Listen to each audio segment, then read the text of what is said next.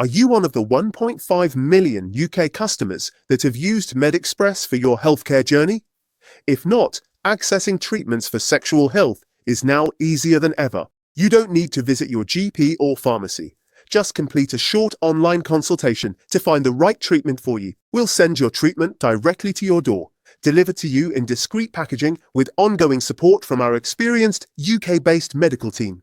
Take the first step towards managing your health concerns with confidence. Visit medexpress.co.uk/podcast to learn more.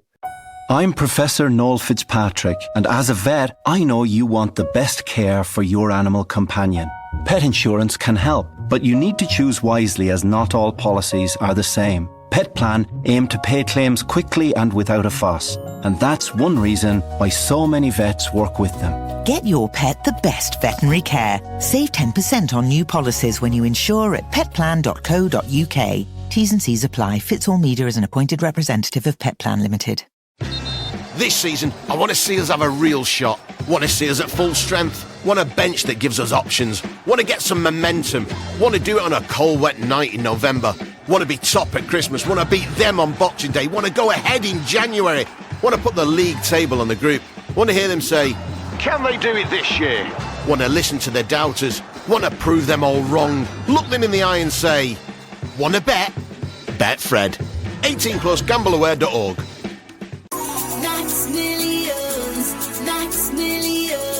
Welcome to Max Millions, the casino with winnings that are in a completely different universe. Max Millions. Make a splash and win up to 500 free spins playing Storm to Riches. Plus dazzling daily jackpots on fluffy favourites and Big Bass Splash. Take your seat at maxmillions.com. New players only, £10 minimum deposit, terms apply, 18 plus begambleaware.org. Please play responsibly.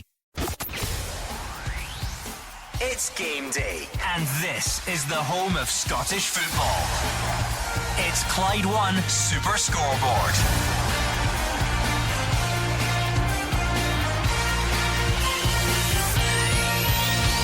Good afternoon and welcome to Clyde One Super Scoreboard on Scottish Cup 4th round weekend. Rangers are first through after a 5-0 win against Annan, so who will join them today? All types of ties coming up, including Dunfermline Hibs, which is underway and goalless, the likes of Livy St Mirren, Motherwell Ross County, Kilmarnock Dundee and many, many more.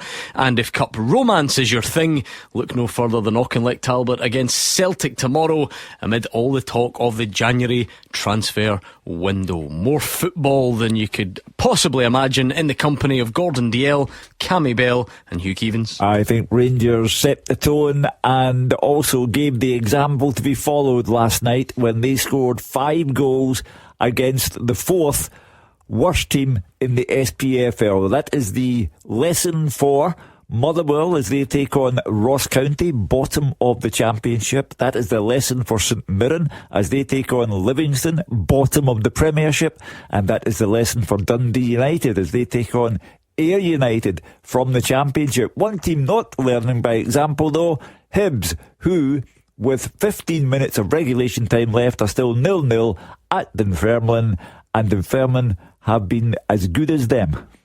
Yeah, I love the romance of the Scottish Cup, Gordon. You've got to say, look forward to the weekend. I look forward to the draw after all the games have been played as well, to see who gets who. There's always a cup upset. There are a lot of games there, a lot of difficult games today and tomorrow. So I will pick you an upset at 3 o'clock, guaranteed. Oh yeah, looking forward to that, Daz. Yeah, there's some brilliant games on today. Again, you look at it, there's a packed fixture list in the Scottish Cup, so some exciting ties. I look at Kilmarnock, who are desperate on a result under their new manager. Dundee United need to get back to winning ways, but as you say, is there a cup shock on the cards? There's got to be. We'll get through them all. Stay tuned between now and 6 o'clock. Looking forward to it. You can send us messages all afternoon at Clyde SSB, tweets, whatever you call them these days. And of course later on I'll give you the nod when it is time to pick up that phone. But this Scottish Cup card has got a bit of everything. We mentioned romance. Maybe that does mainly come tomorrow. We mentioned the potential for shocks. We've got teams in the same division as each other. We've got teams looking to build on good league form, teams looking to escape bad league form. It has got absolutely everything. It is one of the highlights of the Scottish football calendar this weekend every year, so hopefully this does not disappoint this afternoon. Let's slowly but surely start going round our featured matches. I don't think we'll manage to get a reporter out at them all, but why don't we go no romance whatsoever? And speaking of teams looking to escape bad league form, it's an old Premiership tie between Livy and St Mirren. Roger Hannah. Yeah, it's Gordon. It's quite a week for Livy and St Mirren because they meet here twice in the space of 4 days. The fourth round of the Scottish Gas Scottish Cup today, and then the outstanding Premiership meeting rearranged for Tuesday night, and they both need wins. St Mirren, of course, have already won the Premier Sports Cup this season. Could they match the cup double of the other St Johnstone from 5 years ago? If they're to do that, though, they really need to get out of this slump. It's 4 straight defeats, no goals in their last 3, and the only win since beating Celtic at Hampden a month ago was against Livingston just before Christmas. Michael Mandron scoring the only goal in Paisley. Stephen Robinson claimed his players made him look stupid after losing to 10-man Hearts at Tynecastle on Wednesday night. Surprisingly, he stuck with them. No changes in the side. He has signed Jake Young, a striker from Stevenage. He's not in the squad today, but there are difficult times at Paisley. Jim Gillespie, the vice-chairman, of course, leaving to become chief executive at Rangers.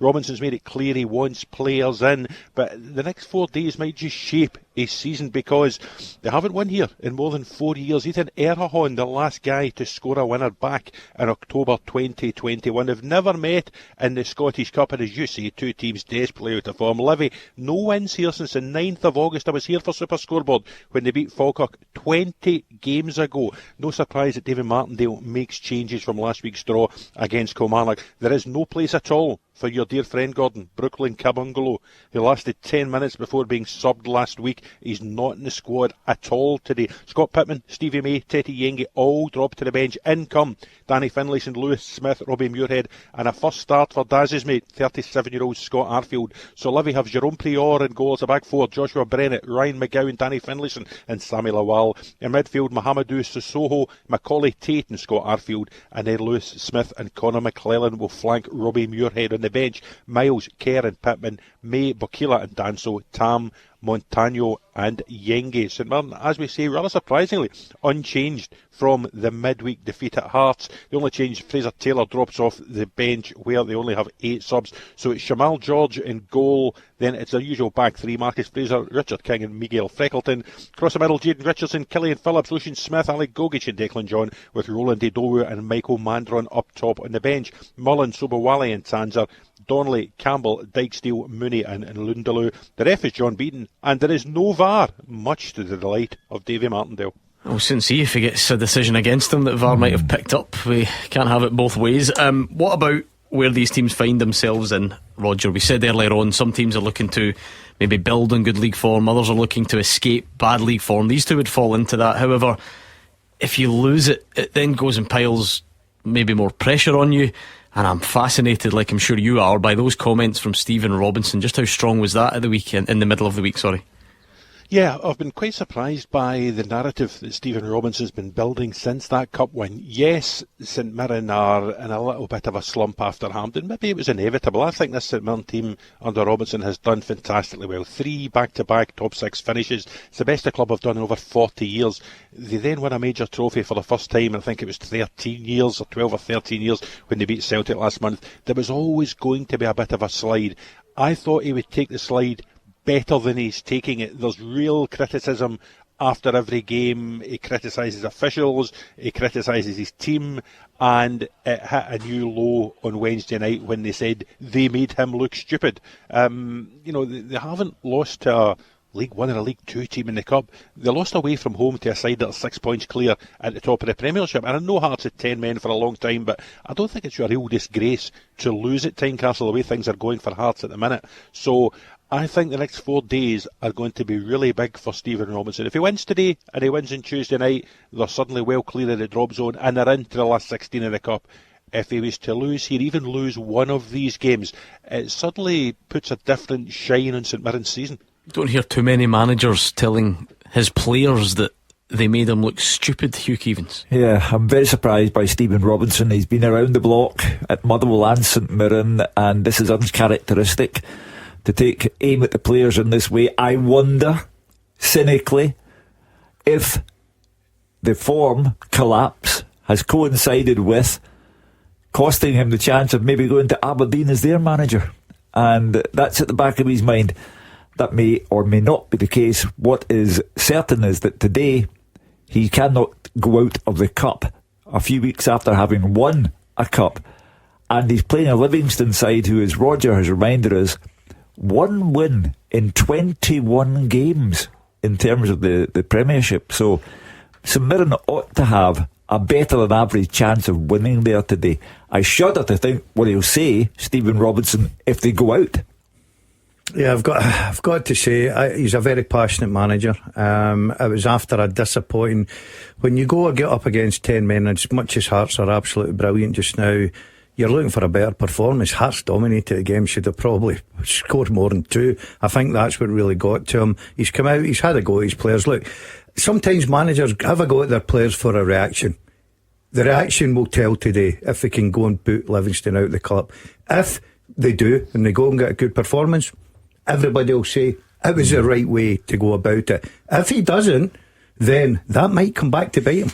Yeah, listen, I think when I look at St Mirren and their squad, I think he's got a good group of players. I think I was a little bit surprised by the strength of the comments when he came out, but as Daz says, he's an emotional character. We all know the type of character he is, and probably his emotions got the best of him. But I still think he's got a group of boys there that are behind him. So he'll be expecting a reaction today. They need to get a win. They need to get away from this poor form, and why not start in the cup? Because again, today is an opportunity that they're playing Livingston. Livingston are desperate on that win as well, so they know it's going to be a tough game, but certainly from St Mirren's perspective, they need to get a win. OK, let's keep going, because plenty of other big games. Speaking of all Premiership ties, why don't we stick with Killie Dundee and Fraser Wishart's at Rugby Park? Yeah, it's always a big day, Gordon, in the Scottish football calendar. The big guns join the competition. I think the fans and the players like a wee bit of a change, though, at this stage in a game they can win a bit more easily. And I think after the draw, both teams, I suppose, might have been a little bit deflated, a little bit disappointed, because of course they've been given a draw against another Premiership team who they play at least 3 times, probably 4 times this season. And I think both will want to have a good cup run, though, and at some stage will have to play fellow top flight teams, so perhaps this is as good as a time as any. And newly appointed boss Kilmarnock, Neil McCann, I think he may have wanted an easier match to give him a chance to win a game early in the tenure. Cammy Bell was alluding to it earlier on in the studio. They would break a 15-game run without a win. It goes back to playing St Mirren here on the 4th of October, and a win, of course, would give his team a bit more confidence for the league running, which arguably is more important at this stage. Neil said he won't have a lot of cash to bring in new players, so his job will be to rally and organise the players that are here, but he has brought in Dutch keeper Keller Roos on loan. We know him from Aberdeen days. He's not been get a game at Notts County. He's not played a league game this season, so been a problem position for various reasons for Kilmarnock, so he starts today. But Dundee, they've also spent the most of this season down near the bottom of the table, but I think fans have seen a real upturn in both performances and results in recent weeks. Stephen Pridley seems to have found a more settled team. He's added some experience. Brad Halliday from Bradford, he's brought in 2 youngsters, Joe Cotterill and Joe Bevan as well, and then with 10 points in the last 5 games, I think they'll come here pretty confident of getting a victory. So with 3 All-Prem games in this cup period and a possibility of a shock or 2, it means a win today for either club and maybe a favourable draw in the next round. It could lead to a decent cup run, keep the season going, and could bring in, of course, much needed finance. Important game for many reasons. 3 changes for Killie for that draw against Livingston last week. Out go Tiffany and Anderson onto the bench, of course. Oluwayemi, a young goalkeeper, has gone back to Celtic. In come Keller Roos to replace him. David Watson after suspension, and Marcus Dackers. Looks like a 3-5-2 formation for Kilmarnock. Keller Roos in goals. A back 3, Ethan Shilter-Brown, Robbie Dees and Michael Schoening-Larson. Across the middle, Lewis Mayo, Jack Thompson, Brad Lyons, David Watson and Dom Thompson, with Tyrese John Jules and Marcus Dackers as the strikers. Their subs: Eddie Beach, Zach Williams, Rory McKenzie, George Stanger, Scott Tiffany, Tom Lowry, Bruce Anderson, Ben Brannan and Liam Polworth for Dundee. Just the one change: Finlay Robertson drops out and in comes Jan Danda, so it's a like for like in a 4-2-3-1 formation. John McCracken's in goals, Ryan Astley, Luke Graham, Billy Cometio and Dre Wright across the back. Ethan Hamilton, Callum Jones sit in midfield, Sam Congreve, Jan Danda and Tony Ugani behind the lone striker Ashley Hay. The subs for Dundee: Kieran O'Hara, Clark Robertson, Paul Digby, Finlay Robertson and Mary Samuels, Simon Murray, Brad Halliday, Charlie Riley and Joe Bevan. And the referee today is Colin Stephen, and of course, as Roger said, there is no VAR, much to my great delight. OK, let's go to a tie that would have been a Premiership clash last season, but not anymore. David Friel is at Fir Park for Motherwell Ross County. Yeah, Gordon, I was listening to Beat the Pundit last night. One of the questions was, how many times have Motherwell won the Scottish Cup? The answer is twice, of course, 1952, 1991. But I personally do wonder if 2026 will be added to the list come the end of May. I don't want to jinx Motherwell and all their fans. I've got two in the studio here. But the 28-1 odds for them to win the Scottish Cup, please gamble responsibly, all of that does seem very generous for what many people believe to be clearly the best footballing team in the country. I think it's fair to say James Bertel-Askew and his players will have their sights set on a long run, and they're favourites to see off Ross County today. They do have key players missing. Motherwell, Elliot Watt injured, Stephen Welsh recalled by Celtic for the time being, at least I think he might end up back at Fir Park. There are also wild social media rumours yesterday that Tawanda Waswarisi was at Murray Park, preparing to sign for Rangers. That turned out to be nonsense, and Motherwell's top scorer will start as normal today.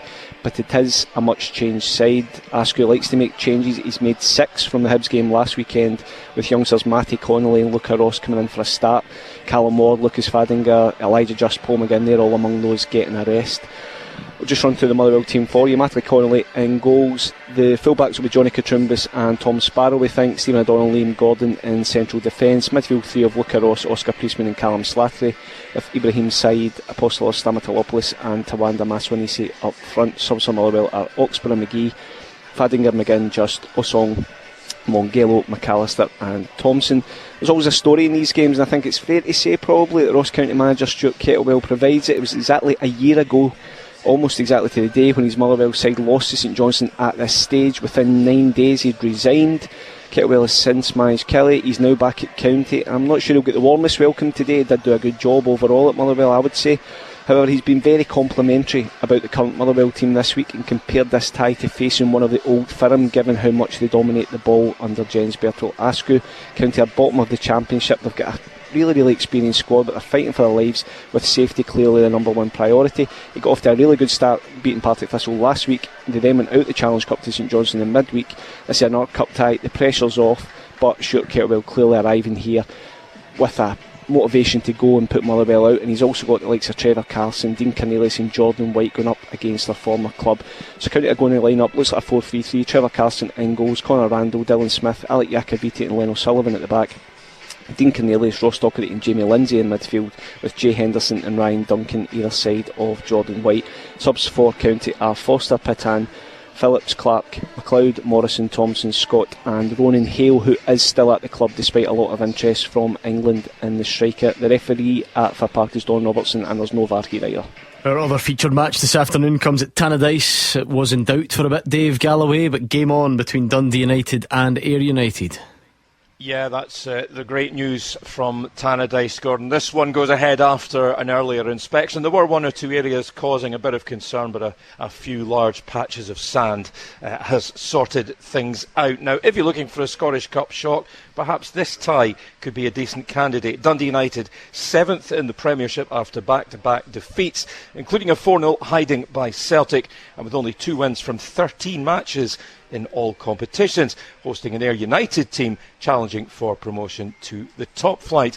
Tangerine's manager Jim Goodwin insists their visitors won't be underestimated and everyone needs to be at it. But Scott Brown's honest men come here with several experienced pros in their ranks who know what it's like to play in the Premiership. Everyone's looking forward to the task, and Ayr geared up for this game with a 4-1 midweek win in the Challenge Cup against Stranraer. Both teams make changes to their lineups. It looks like we're going to go with 3-5-2s for both of them. Dundee United, 4 changes for them. Income Fata, Waters, 3 changes, I beg your pardon. Fata, Waters and Cleel Harding. Out drop Chevet, Camera and Sturton. So Richards in goals. At the back, Cleel Harding, Graham and Carestes. The wing-back, Stevenson and Ferry, with Namo, Sibbald and Fata in the middle. The twin strike force today, Sapsford and Waters. On the bench, Adams, Strain, Esselink, Iovu, Trapanovsky, Camera, Ferrugia, Sturton and Moller. 4 changes for Ayr United. Income Holt, Murphy, McKenzie and Roos. Out drop Want, Bonner, Dick and Main. So Russell in goals. At the back, King, Holt and McMahon. The wing-backs, Finney and Murphy, with Bannigan, Dempsey and Roos in the middle. Up top, they go with McKenzie and Dowds. The subs for Ayr United: Mitchell, Dick, Main, Thomas, Brown, Summers. That's Ben Summers, the second signing of the transfer window. He signed the midfielder on loan from Celtic last night, and that will lead to a permanent 2-year deal. He's on the bench, as is Bonner and Simpson. Match referee here at Tannadice is Ryan Lee, and here also no VAR.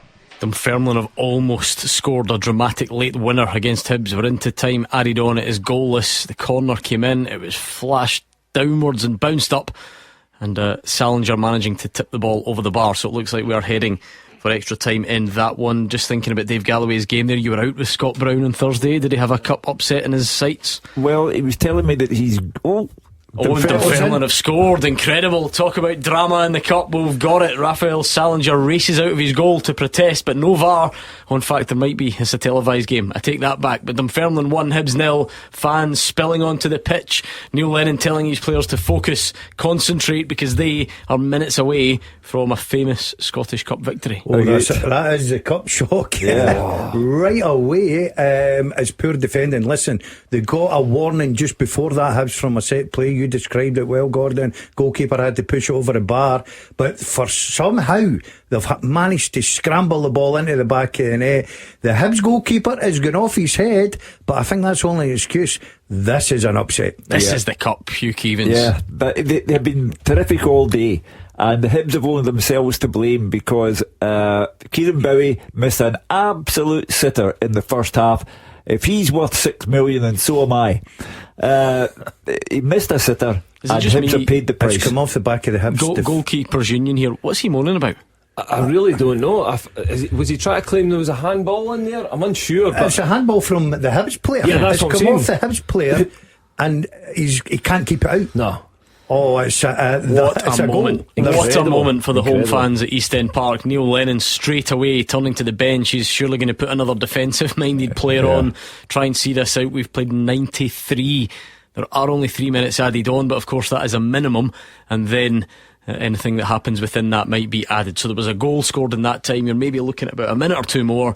David Gray with a worried look on his face, Hugh, because for all the good praise they've had in the league recently, you do not want to go out the cup to lower league opposition. That's what I said at the very start of the programme. Rangers set the tone. If there is a gap, you must exploit it. Rangers exploited it 5 times over, and Rangers were against the 4th worst team in the SPFL. Dunfermline are a good championship side, but ought not to be eliminating Hibs. Now, the Scottish Cup made David Gray's name. He became Sir David after winning the Scottish Cup for Hibs against Rangers. But he now has to face expulsion from the tournament. And before I leave the subject to my old pal Bruni, he told me that he's gone for young players now at Dundee United. He thinks that's the way ahead for the club, and he's hoping that those young players can rise to the occasion against a struggling Dundee United. Seconds remaining here. I was going to go to a break, but I feel like we have to stay with it. I didn't know we would get a cup shock in only the second game of the weekend. It was always too much to ask to get one at Ibrox last night, and as Hughes alluded to, Rangers were very comfortable with some impressive goals added. Tello Asgard chief among them, which I'm sure we'll get to later this afternoon. But you can sense the anticipation. Look at those Dunfermline fans coiled, ready to go. I think some of them might well spill onto that pitch again in the corner. There's a pitch invasion coming. They're ready to go, aren't they? Yeah, and I'll tell you what, it's clever play with Dunfermline. They've got the ball right down in the Hibs corner. It's a throw in. Just keep it in there. Keep it in there. Let Hibs come and try and take it off you. Don't try and put that ball in the box. That's it. Take it to the corner flat. Oh, it's offside. He's offside. He's giving them a chance. There's not enough time. Can't be a long life. No, it must be less than 30 seconds. Yeah, surely once this goal kick, free kick goes up the pitch, it will be the end of it all. Not quite. Steve Maybe McLean's, one last chance. He wants to see if there's Hibs another chance. haven't created a great deal, by the way. It's not like this is a proper snatch and grab or anything. They missed the sitter of the game, the entire game. So much speculation about Bowie, and he had the tie in his hands or at his feet, and he simply failed to beat the goalkeeper 1-on-1. Oh, the nerves must be jangling. There were 3 minutes added on. We've now nearly played 6. Yeah, it's done well again though, didn't he? Just drew in another foul, so it's a free kick. So you'd imagine this would get be it in the the last corner. play. Get it in the corner. Get it in the car park. Get it in the kick it to Safeway. Kick it to St Andrews. Anywhere at all. Just get it out the pitch. Normally at this stage on a Saturday we just pause, we look back on some of the week's biggest talking points. I'm thinking we just go wall to wall Scottish Cup between now and kick-off, because there's so many fixtures we've not mentioned yet. We're going to get full time here as well. So let's just do that. Give the Scottish Cup its place. For goodness sake, come on! They've kicked it right through to the Hibs goalkeeper, and play is still going on. There it is. 96 and a half. There we go. Full time, and we do have a cup shock on our hands. Neil Lennon knocks his former team out. Dunfermline 1, Hibs 0. Roger Hannah, we're up and running in the cup this weekend. We certainly are. Congratulations to Neil Lennon and Dunfermline. What a win. David Gray, of course, was Lenny's captain when he was manager at Easter Road. They are close friends at Friendship Park for 90 minutes. And what a win. Hibernian, David Friel mentioned, could Motherwell be better than 28-1 for the Scottish Cup? There'll be a lot of people would have fancied Hibernian 10 years on from that great win against Rangers at Hampden. Could they do it again? This is a major setback for Hibs in a season when Hearts are chasing the Premiership title. They might even be chasing the Scottish Cup if they can get past Falkirk tonight. This is a big blow for Hibernian. It's the type of result, David Friel, that can come back to haunt David Gray even more if the league form takes a turn for the worst. Yeah, it's a huge blow. As Roger said, what a result for Dunfermline. You just look at them, they're sitting mid-table, just off the playoffs in the Championship. I think Neil Lennon, Hugh was talking about Scott Brown going for young talent. I think Neil Lennon's done the same. I think at the start of the season a lot of people expected him to go and get loads of experience. He hasn't really done that, but it's very much a win in his image, built in hard work, organisation, all that sort of stuff. But to go back to Hibs, yeah, huge blow for them. And David Gray, I think he's probably got the benefit of the doubt this season just because of what he did last season. But yeah, he's under a lot of pressure now, because Hibs, if they do tail off at all, fans will be asking serious questions. Yeah, Fraser Wishart though, congratulations, go to Dunfermline. This is their moment. We can worry about how negative the reaction's going to be towards Hibs, but well done to the Pars. Yeah, brilliant by the Pars, great by young Andy Todd, young player. I've seen him a couple of times this season, very good. I played against his dad. His dad wasn't quite as cultured as young Andy. Andy Senior's a bit more of a centre-half, centre-forward type of guy, but that might just bring in a few quid for Dunfermline, because teams have been watching him, and a goal against the Hibernian live in the telly and a good performance might just tip it over the edge for somebody to come and buy the young lad. But great for the Pars, and by all accounts, haven't seen much of the game, you guys talking about it, thoroughly deserved, which I think is always important in cup ties. Well done, Dunfermline. Yeah, massive result for Dunfermline that today. And Neil Lennon, I had that kind of one that I was looking at today that I thought they're potentially. I listened as not. I genuinely did. Is he seriously trying to give us his cup shock at full time? Listen. He come in and went, Hibs are a certain to death, get your candy. I actually predicted it yesterday, and I genuinely had a feeling just with the Neil Lennon factor about this game that we all know Neil Lennon's a very good manager, and I felt as if he would set up his team really well today to make it difficult for Hibs. He's certainly done that, and they've got that deserved win today. It's a huge result. Dunfermline have given us the day that we hoped for, because they have provided the first shock, and now others have to mind their reputation in other places this afternoon. So there's your lesson. Okay, first shock down. Will there be any more? We'll assess the other options when we return.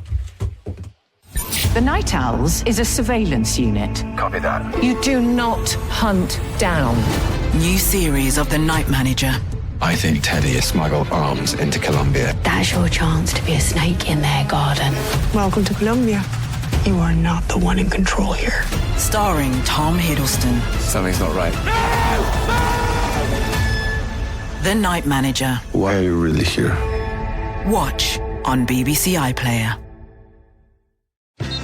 This season, I want to see us have a real shot. Want to see us at full strength. Want a bench that gives us options. Want to get some momentum. Want to do it on a cold, wet night in November. Want to be top at Christmas. Want to beat them on Boxing Day. Want to go ahead in January. Want to put the league table on the group. Want to hear them say, can they do it this year? Want to listen to their doubters. Want to prove them all wrong. Look them in the eye and say, want to bet? Bet Fred. 18 plus, gambleaware.org. What's on TV? The answer is a lot. There's never been more choice over what to put on the box, with an abundance of great new shows, but you can miss them all if you don't know where to look. And that's where the Pilot TV podcast comes in, your essential guide to every show that matters. Each week we sift through the very best in prestige TV to help you decide what's worth spending your time on and what isn't. So join me, James Dyer, as well as venerable TV critics Boyd Hilton and Kay Ribeiro, and let us help take the stress out of your downtime. the Pilot TV podcast, because you can't watch everything.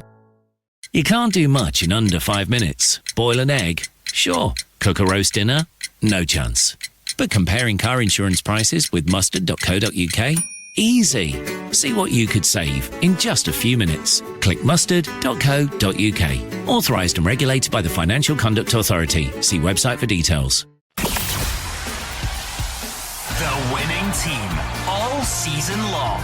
This is Clyde One Super Scoreboard. We already have our first cup shock of the weekend. Dunfermline have knocked out Hibs in the early kick-off. We've given you the team news from our 4 featured matches, so maybe we take a look at some of the others. I don't think the Clyde One Super Scoreboard budget stretches far enough to send someone to every one of these ties. My goodness, we don't have enough airtime either, so we'll try and pick out some of the highlights. Is there anything that you think stands out as a potential shock, Roger Hannah? That's a very good question. I wonder if Ayr United might get a win at Tannadice. Dave Galloway touched upon it there. United not going especially well. A few changes there, and Ayr have picked up a wee bit. They're the masters of the draw. It can't be a draw today, even if it goes to penalty kicks. So you never know. Tannadice might be the place, particularly when the pitch was a bit dodgy and they did the inspection an hour or so before kick-off. I'm just wondering, the last manager got there with Ayr and knock out Dundee United in a cup tie. I'll come back to me. Give me a wee bit. In those days it was a replay, right enough.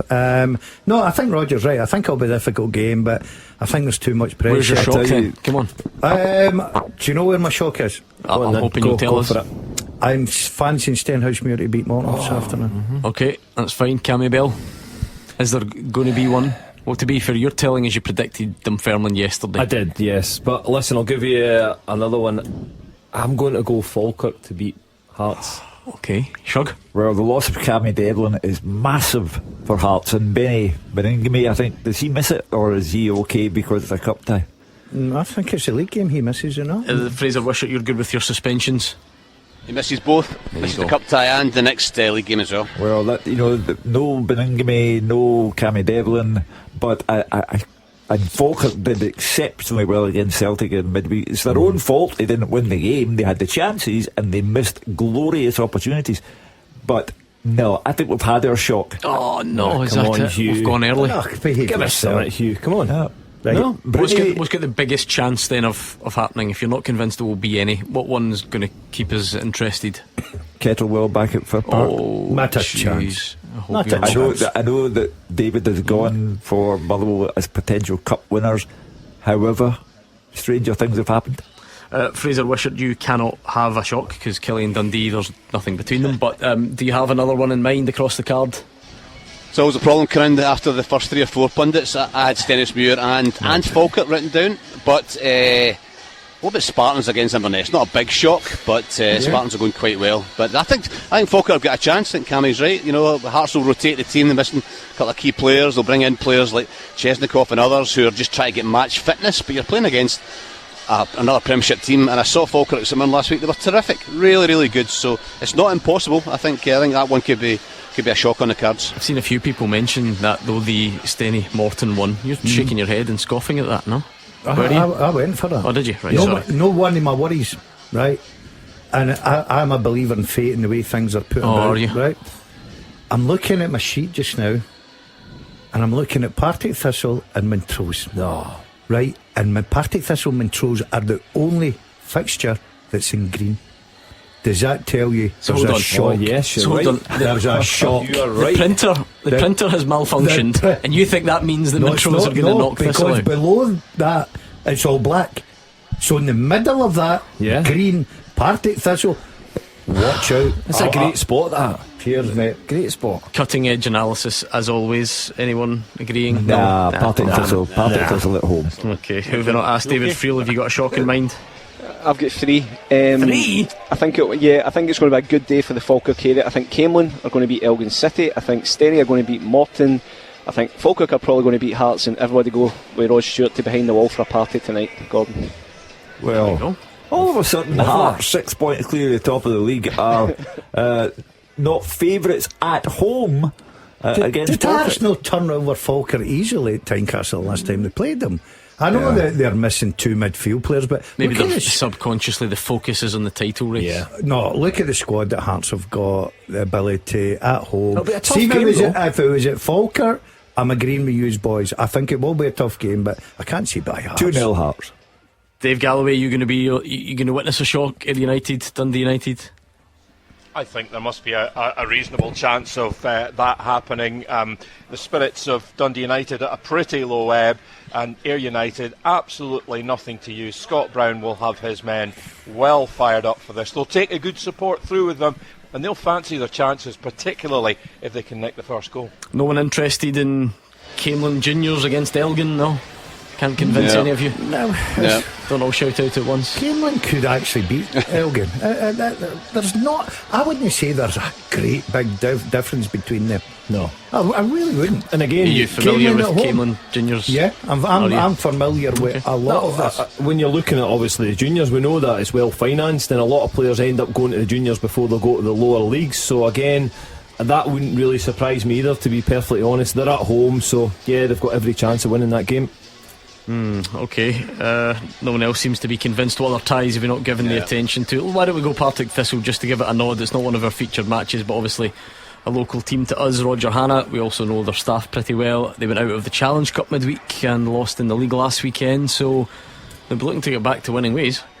Yeah, it's been a difficult week for Mark. I watched them at Dingwall last Friday night and they were really poor. They then lost Ocean Smith back to St Mirren after his loan spell. I'll watch him this afternoon playing for St Mirren and going out the Challenge Cup to Inverness. They came from behind. They were 3-2 up in the game. They lost a late equaliser at Billy Mackay. They went out in penalties. It's been a difficult week. I don't think Mark had countenance ending the week by going out at home to Montrose.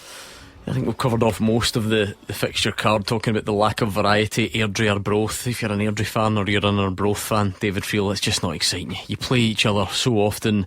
Is that seen as boring, or is it seen as a good opportunity to get through, given that you've avoided Premiership opposition? I mean, it is a boring tie, with all due respect to Airdrie and Arbroath, but yeah, look, it opens it up for them, because whoever gets through has got the chance to either, you look at the Camelin Elgin game, for example. One of those are going to go through to the last 16, so clubs will be looking at it in two ways. You can either get a favourable draw and progress further, or you've got a better chance of getting a glamour one. But yeah, Airdrie Arbroath, it's the same old, Gordon. I think that's pretty much us. The only ones we've not mentioned, Kelty Hearts against Cove Rangers is another one kicking off there at 3 o'clock. And let me double check the list. Yes, every other one has at least had something of a passing mention. Of course, Auchinleck Talbot against Celtic coming up tomorrow, and Aberdeen against Wraith Rovers as well. So I'm sure we can preview those as the afternoon progresses. Lots of jeopardy there, I would say. Pittodrie is an Aberdeen team who are truly poor. Haven't scored for 6.5 hours. Lost 4 league games on the bounce. They're as bad as we think they are. We'll go back around our featured matches when we return.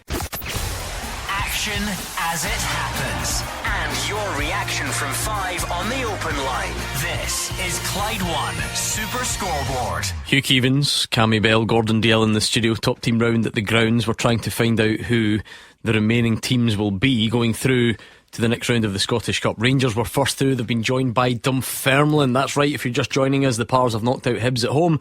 A brilliant result for them, and a cup shock to kick us off. Surely you must have been doing the half-time draw and all sorts last night. You're like the mayor of Annan, and you used to play for Rangers. Yeah, I was there. I certainly wasn't doing the half-time draw. No, I was working at the game. But yeah, it was nice to go, especially being from Annan, still living just outside Annan. It was a great occasion for Annan Athletic, and again, I said it last night, that changes the future of the club, to be perfectly honest. Again, financially, I know how much they've been struggling recently, so yeah, it was a brilliant occasion, but Rangers took care of business. They were very good, efficient last night at what they needed to do, and it's all about how you approach these games. When you play the lesser teams, the smaller clubs, if you approach it in the wrong manner, you can cause yourself all sorts of bother, but Rangers approached it in the right manner, got good goals, and it was a comfortable night. Is it completely pointless now to point out that Annan started quite well? They did. Because we were in here, Hugh, weren't we? We saw like the first 10 minutes 15 and keeping an eye on it. I think the goal changed it, doesn't it? It deflates Annan and it gives Rangers that little bit of lift. The pressure comes off of them and then they can just go on and comfortably win the game. But yeah, listen, there was some of the goals. Asgard goal was incredible free kick. When you seen it back on the telly, the way that it went up and down, and almost if you placed the ball in the top corner, that's exactly where it went. It was just an incredible free kick. I thought Rangers had the time of their lives last night. You win 5-0. You bring on 3 new signings. You stand them all together, and you are performing the equivalent of saying, look how smart we are. Knowing full well that the team across the road on the other side of the city can't get anyone in. So I thought Rangers stage managed the whole thing perfectly. You couldn't, even in your prime, have kicked the ball as far as Telo Asgard did last night. Never mind sticking it in the top corner. No, that'd have been a two-shotter for me. Lay up in the penalty spot. Yeah, and then run and hit it. Listen, I'm not embarrassed to say it. I couldn't kick the ball far. That sounds terrible. I honestly kick the ball far. I was 18-yard box. That's all I concentrated. Some free kick, wasn't it? I was magnificent, Gordon. I looked at it and I'm thinking to myself, is he just outclassed the goalkeeper? But see, when you see where the ball ends up, there's not a goalkeeper in the world saving that. Yeah, not a goalkeeper getting near that. I think in many ways, Roger Hannah, not to be unfair in the cup tie, but it was what it was with the gulf between the sides. Maybe the 3 signings that Hugh alluded to, give Telo Asgard's free kick an honourable mention, but the 3 signings might have been the most interesting part of the evening. Yeah, and I think when Telo Asgard put that in, I instantly knew what Andy Halliday will be choosing as his goal of the weekend on Monday night, Gordon. Listen, it was a game where everyone was a winner. I listened to Willie Gibson after the game. He knows the money that Annan are bringing in won't go to him, but it will go to protect the club and help build the club over a number of years going forward. It was the ideal draw, as Cammy will tell you, for Annan Athletic, and Rangers get through it without any hiccups. They had the pre-match boost of showing off the 3 new signings. Chukwueze even got on for a few minutes in the second half. There was a few fringe players didn't do themselves any harm, probably. I can't imagine they'll become regular suddenly in Danny Rule's first team just because they've beaten Annan, but there were no real losers last night, and it's another win for Rangers, and they're beginning to get a real run of consistency, no matter the competition, no matter the opposition or who Danny Rule picks. Let's go round our featured matches before kick-off then. We'll stick with you, Roger Hannah, since we've got you. Livy, St Mirren. What do you think a tie against a kind of near rival in the league does when it comes to the cup? Does it change the psychology at all? Is it one of those where you almost would be forgiven for preferring to beat your rival in the league than you would in the cup? How do you think both approach this? Yeah, that's a very good question, Gordon. You wonder if you shone a light into the eyes of David Martindale or Stephen Robinson and said you can win one of these games between Saturday and Tuesday, which one they would choose, because certainly from Livingston's point of view, getting 3 points on Tuesday night here against St Mirren would be far more important long term than getting to the last 16 of the Scottish Cup.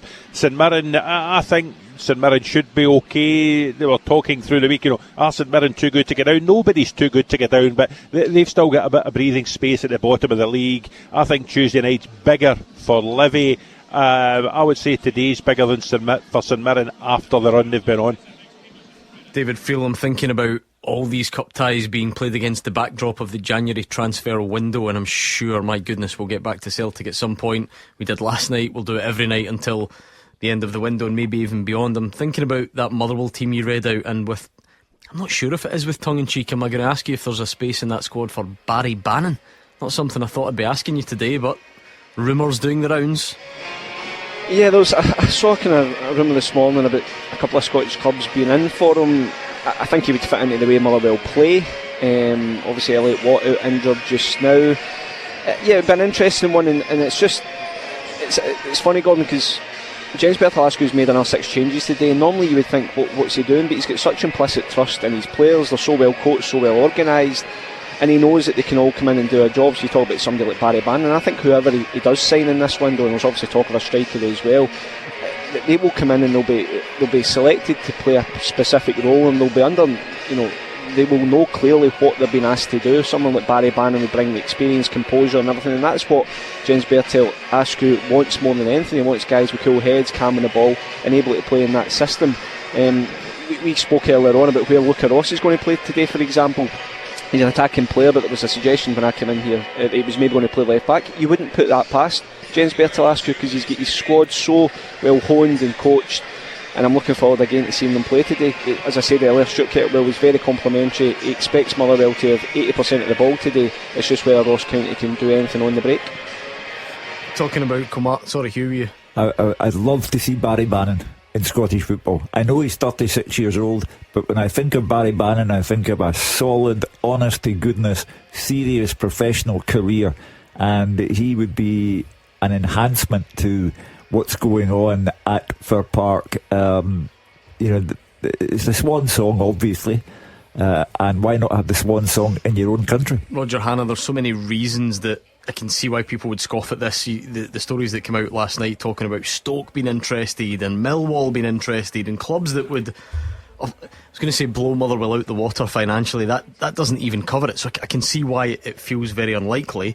I also understand there is a bit more in this than just a kind of random rumour. Would be a really interesting one.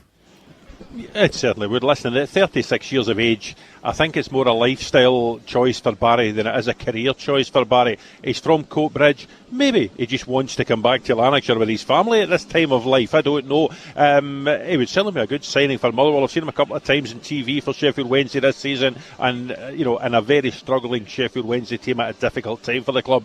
He's probably one of their better players. And I'm here this afternoon watching 37-year-old Scott Arfield try and dig Livingston out of a difficult spell. So it wouldn't surprise me if 36-year-old Barry Bannon came back and made an impact in the Scottish Premiership, and at a time when Elliot Watt's injured and there's talk about the injury and talk about Elliot Watt's future with a bit of transfer interest there. Maybe James Bertolascu just views him as someone who would be very handy for the rest of this season and maybe even next. Suggestions Hibs are interested as well, English clubs, so we'll watch that one with interest over the coming days. Back to today's action at Rugby Park, Fraser. I'm thinking particularly with the managerial changes that have gone on recently in the league, and Neil McCann, one of the most recent, kind of what we said about one of the previous ties. The league is the priority, but it's a nice way to get your time at a club up and running, isn't it, and get a bit of momentum and give people something to buy into if you can go and get a cup win against a team in the same league.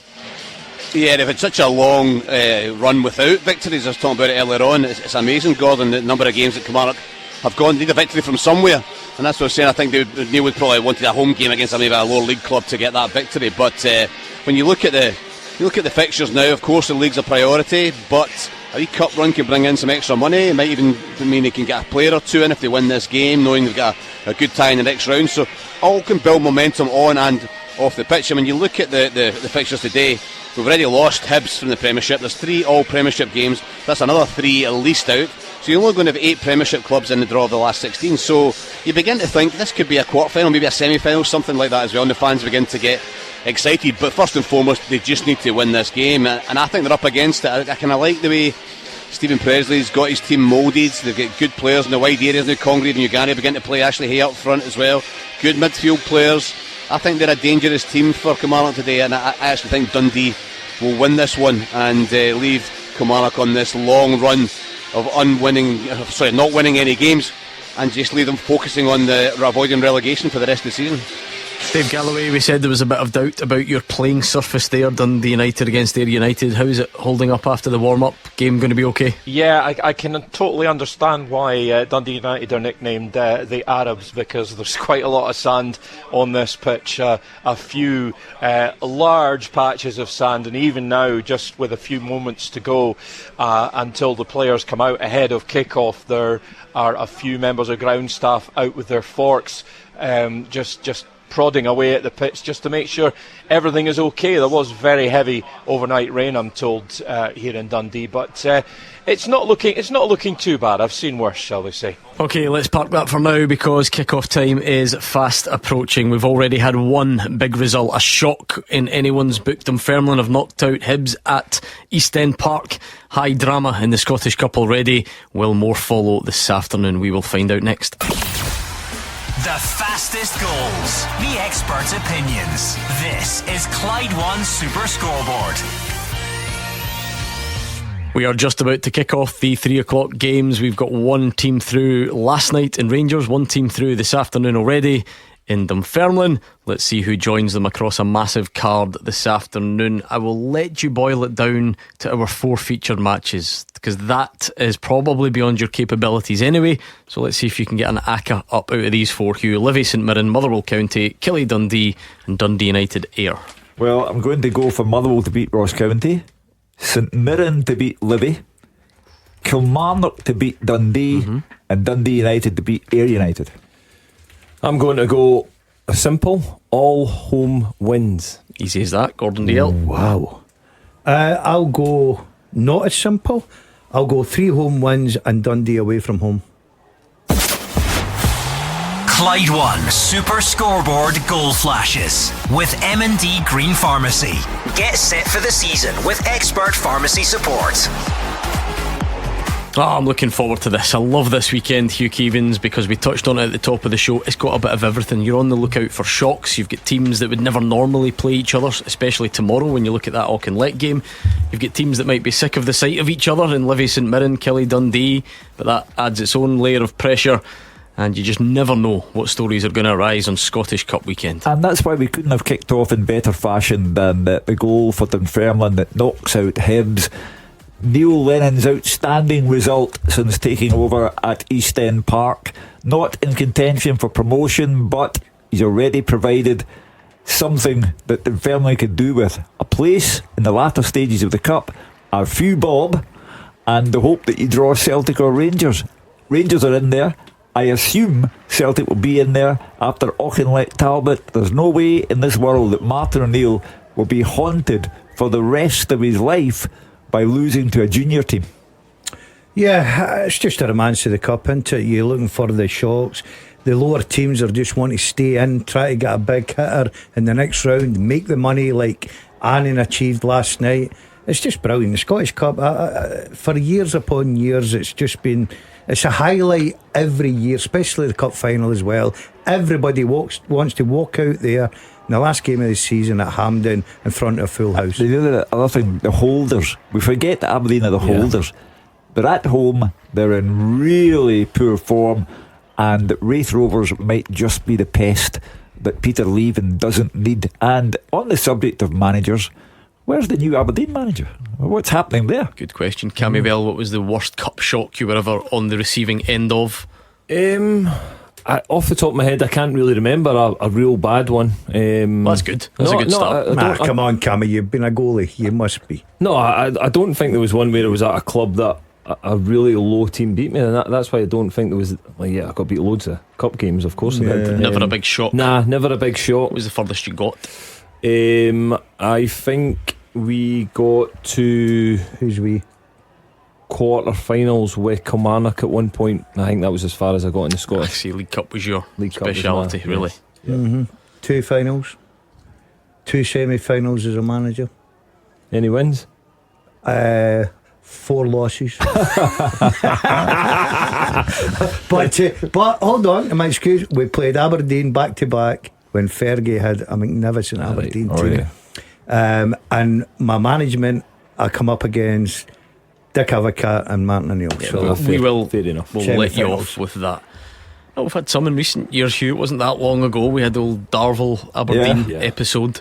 It's hard to really think of anything much better than that or much more extreme than that. And in fact, today's fixture list doesn't really allow for that unless somehow Auchinleck have their way tomorrow. One of those lessons, never say never. I remember being in the studio when Clyde played Celtic and Roy Keane made his debut for Celtic and Clyde knocked them out the cup. It was incredible. It undoubtedly was, but Clyde were in the what's now the Championship then, weren't they? Yeah. It's just you sometimes think of it now, obviously, and Clyde being in the bottom tier, and so there wouldn't have been that much separating them in terms of what there could have been, but still, obviously, it was massive. It was massive, and I still remember it. Again, one of my good friends, Craig Bryson, who went on to have a brilliant career, played in that game for Clyde. So yeah, I think they had a number of players who went on to have a decent career after that. So I think they had a talented group at that point. But yeah, listen, it was an incredible shock at that time. The management team, of course, Joe Miller, who played for Celtic, and Graham Roberts, who played for Rangers, and Joe, smart as can be, hired the hotel and put the whole game on for the supporters to come in and have a night out in the hotel and watch the whole game again, and it was a full house. Amazing. Was that right? Yeah, I was there that night. Joe was an entrepreneur. Oh, that'd be. We've got our first goal in the 3 o'clock games. Where is it going to come though? Goal flashes with M&D Green Pharmacy. Livingston 0, St Mirren 1, Roland Dowu. It's a cross from Jayden Richardson. He taps it in at the back post. They'd actually made a great start before that, St Mirren. So maybe, just maybe, being accused of making your manager look stupid has worked. Well, you know, I think it was the Dazzler who said earlier on, you sometimes say these things for effect, to actually jolt them into a performance, and that's a great start 4 minutes in. It's funny that, because I was speaking to Alex yesterday at the school gates, and he says to me, we're going to come out the traps flying tomorrow. What did he? That was our Alex Gogic. Yeah, Gogic, yeah. I mean, it was.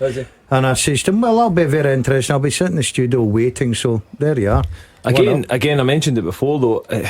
Stephen Robinson obviously made them comments which can go the wrong way with certain players, but I think he knows his group. He knows probably the reaction he would get from it. He's got a lot of respect from his group of players. So yeah, it's been it still felt like a risk though, because there was more to it. Did you hear the line as well? It was something like, I know the ones I can trust, but unfortunately most of them are injured. And I just thought, what does that say to the rest of the guys that are left and available? Did they just catch him in a bad moment, or has this been building up? He's been building up to this. He has.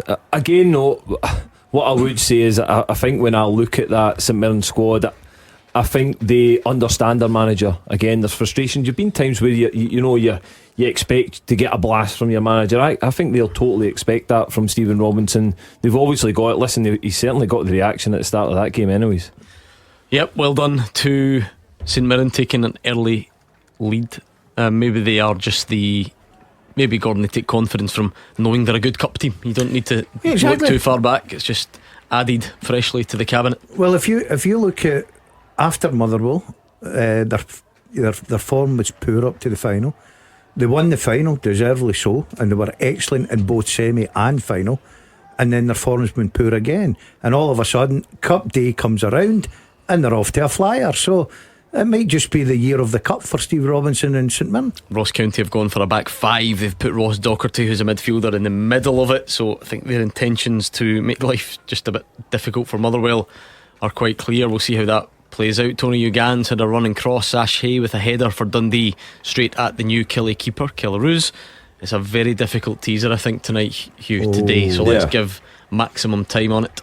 The first half teaser with the scottishsun.co.uk/football for the best football news and opinion online.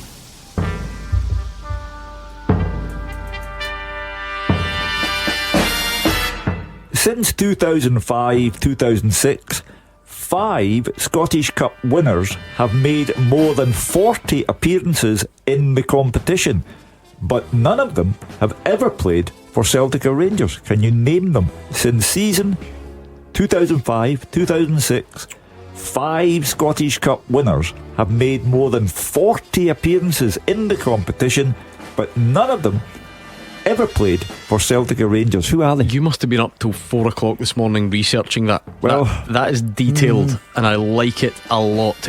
Go at Clyde SSB, of course. If you just want to chuck in a few random names, you can, but if you want to win it, you need to put all 5 names on one tweet and send it over to at Clyde SSB quicker than everyone else. Go for it. Let's see what you can come up with. Brilliant question. Cammy's got that look upon his face. No, that look that he absolutely has no idea even what the question is. But he's kidding on that he's thinking about it. One of those looks amazing. You may as well put that pen down, because I ain't writing anything. Oh, it is. It's a good question. That St Mirren goal is the only one we've got. Of course, we've got the 4 featured matches, but we'll keep an eye on all the Scottish Cup ties, because they're all significant one way or another, with it being the 4th round and being loads of fixtures that only leaves space for 1 or 2 league games down the divisions. Peterhead and Hamilton Accies, further worrying times for the Accies. They play Peterhead today, and East Kilbride looking to try and get back towards a title challenge in League 2. They're away at Stirling Albion. But it really is all about the Scottish Cup today. Rangers through last night, Dunfermline through earlier, and St Mirren with an early advantage at Livy, which I don't think David Martindale will take too well. No, nor should he. You go back to that stat from Roger Hanna. Last win, August, at their place, and 20 games have taken place since then, and Livy have won none of them. So we're getting into the latter stages of the season. You know, a cup exit on top of everything else that's going on just adds to a bleak picture there. Do you come under pressure if you've not won a game since August the 9th? Well, if it was Davy Martindale at any other club, perhaps, but it's incredible. People isn't just equate Davy Martindale with Livy and get the impression that if Davy Martindale leaves, the club will fall down. Just blame the assistant, if you ask me. Yeah, I totally agree. I think it's all on him, especially as a defensive coach that's losing goals left, right and centre. He has to come under the spotlight. Motherwell with loads of the ball but no chances. That might be quite an unsurprising assessment from David Friel early on. They have made a number of changes. Don't suppose the way they play will alter, but no breakthrough yet for the Steelmen against Ross County. David Friel can tell us what type of reaction, what type of reception Stuart Kettlewell got. He's already played them as a Kilmarnock manager, I guess. Yeah, he's never going to get I don't think he would get too good a reception. Yeah, just not great, says David Friel. No, I could imagine. And again, listen, the way that he left, we all know about that story. So yeah, it doesn't surprise me that he's not got a good reaction. But it's interesting that he's went with the back five. And again, that probably shows you where Motherwell are at. There's a number of teams that are trying to combat of the way that Motherwell play, to stop them, frustrate them. Because when they get into the rhythm, they're really difficult to play against, and obviously they've shown that for a long time this season. So yeah, I'm not surprised it's a back five. They'll sit in, make it difficult and try and break things up, and then possibly hit Motherwell in the counter-attack. Well, County might have gone down, but Motherwell didn't beat them at all last season. They've always been a kind of tricky opponent at times. You get teams like that, don't you? You get teams that just seem to have one over on you for some reason. And the bad weather bound to catch up at some point. David Friel saying the Fir Park pitch is as poor as he's seen it in a long time. Yeah, I left Motherwell today. Bad down your way, has it? Yeah, it's not been great, I've got to say. But look, no excuses. I think Motherwell will run out winners there in the next round of the Scottish Cup. If the Scottish Cup can please catch up on League One, because the only game there's got a bit of drama about it. Peterhead have already equalised at home to Hamilton Accies after 11 minutes, 1-1 there. A good start to the teaser already. One wrong answer I would like to eliminate. Hugh, remind us of your question.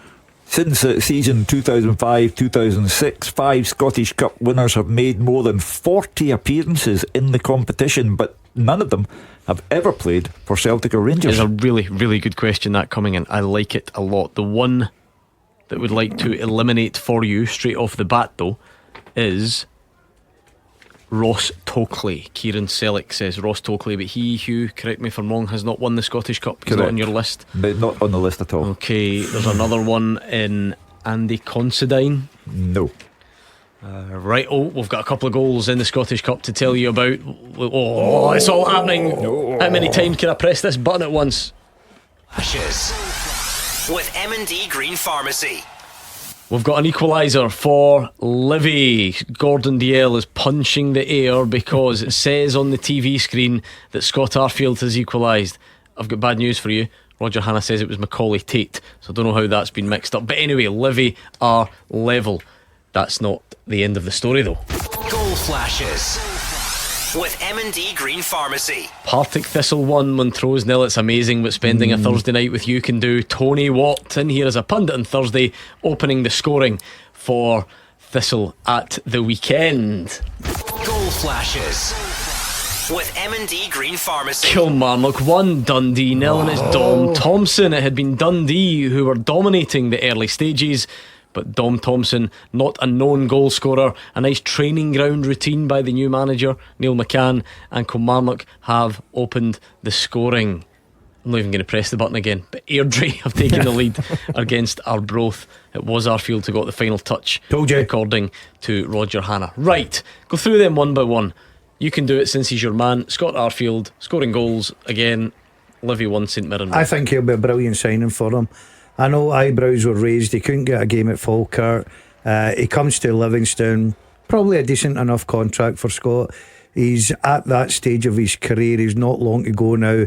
But the one thing you cannot buy in football is experience, and this guy has done it at every single club. And once again, when they need him, he steps up after 11 minutes, puts the ball in the back of the net for his first goal back at Livingston. The question is, who made Stephen Robinson look stupid by conceding that goal? Exactly. Big goal for your former team, one of them, Cammy, because Dundee had started the brighter. But this sounds like a nice move off the training ground. David Watson drills the ball to the edge of the box. Thompson arrives with the volley. It hits both posts. Oh, amazing. It goes in, which is always aesthetically quite pleasing. Yeah, and again, Thompson obviously left back, and again, I think it was Thompson that had that little bit of a argument with the fans recently, so it'll be nice for him to get a goal. But it sounds as if it's been something they've worked on in the training pitch, which is obviously great for Neil McCann and Billy Dodds, but a brilliant start for them, because they need to get a result today. Listen, it is the cup and they would love a result in the league, but you've got to get back to winning ways. Goal in League 2, one of the standout players in League 2 no doubt this season, John Robertson, has East Kilbride 1-up away at Stirling Albion. Airdrie 1 Arbroath 0, not one of our featured matches, not one of the headline grabbers, but we did say it's always interesting when those teams from the same division play. And Elgin City trying to stave off that cup shock, they're 1-up away at Camelon Juniors. So now we're up and running. I was a bit worried there for a minute. We'll get plenty of goals this afternoon. A lot of good, attractive football games out there. Good size attack. Look, you may as well go out with a fight if you're going to the Scottish Cup. It's goes to extra time, penalties. It's a one-off. Get yourself there on the front foot and try and get yourself into the next round of the Scottish Cup. I was speaking to Mark, funny enough, and he was desperate for a result today, because like everybody else, they have to earn money. They have to hopefully get a big draw, a Celtic or Rangers or whoever it may be, to come to Firhill or away from home to earn the money like say Annan did last night. So it's important for all these clubs now. How much will that money do for Annan? Listen, Hugh, I'm obviously quite close to Annan, and again, there'll be a lot of clubs that are like this in this situation. I know recently they didn't have much money in the bank at all. I think they went to their main sponsor to try and get a little bit more money to keep them going, so that'll absolutely change the future, Annan. And again, it just shows you how close a lot of clubs are sitting at this moment in time and really are struggling. So that'll hopefully allow them to go and build a future and look at a strategy of making the club a little bit more sustainable. Hugh, I remember when the Scottish Cup were replays and I was playing with Wraith Rovers and we drew Rangers at home, and our bonus was 500 to win and £1,000 for a draw, so we could get a replay. that's as true as I was in here. It was double for a replay, because you made that much money. I mean, you can imagine how much money Auchinleck Talbot are going to get. I mean, I know they have to pay for the hire of Rugby Park, but they'll still make, for a club in their situation, it's a comparative fortune. Do you know the sad thing about that? I totally agree.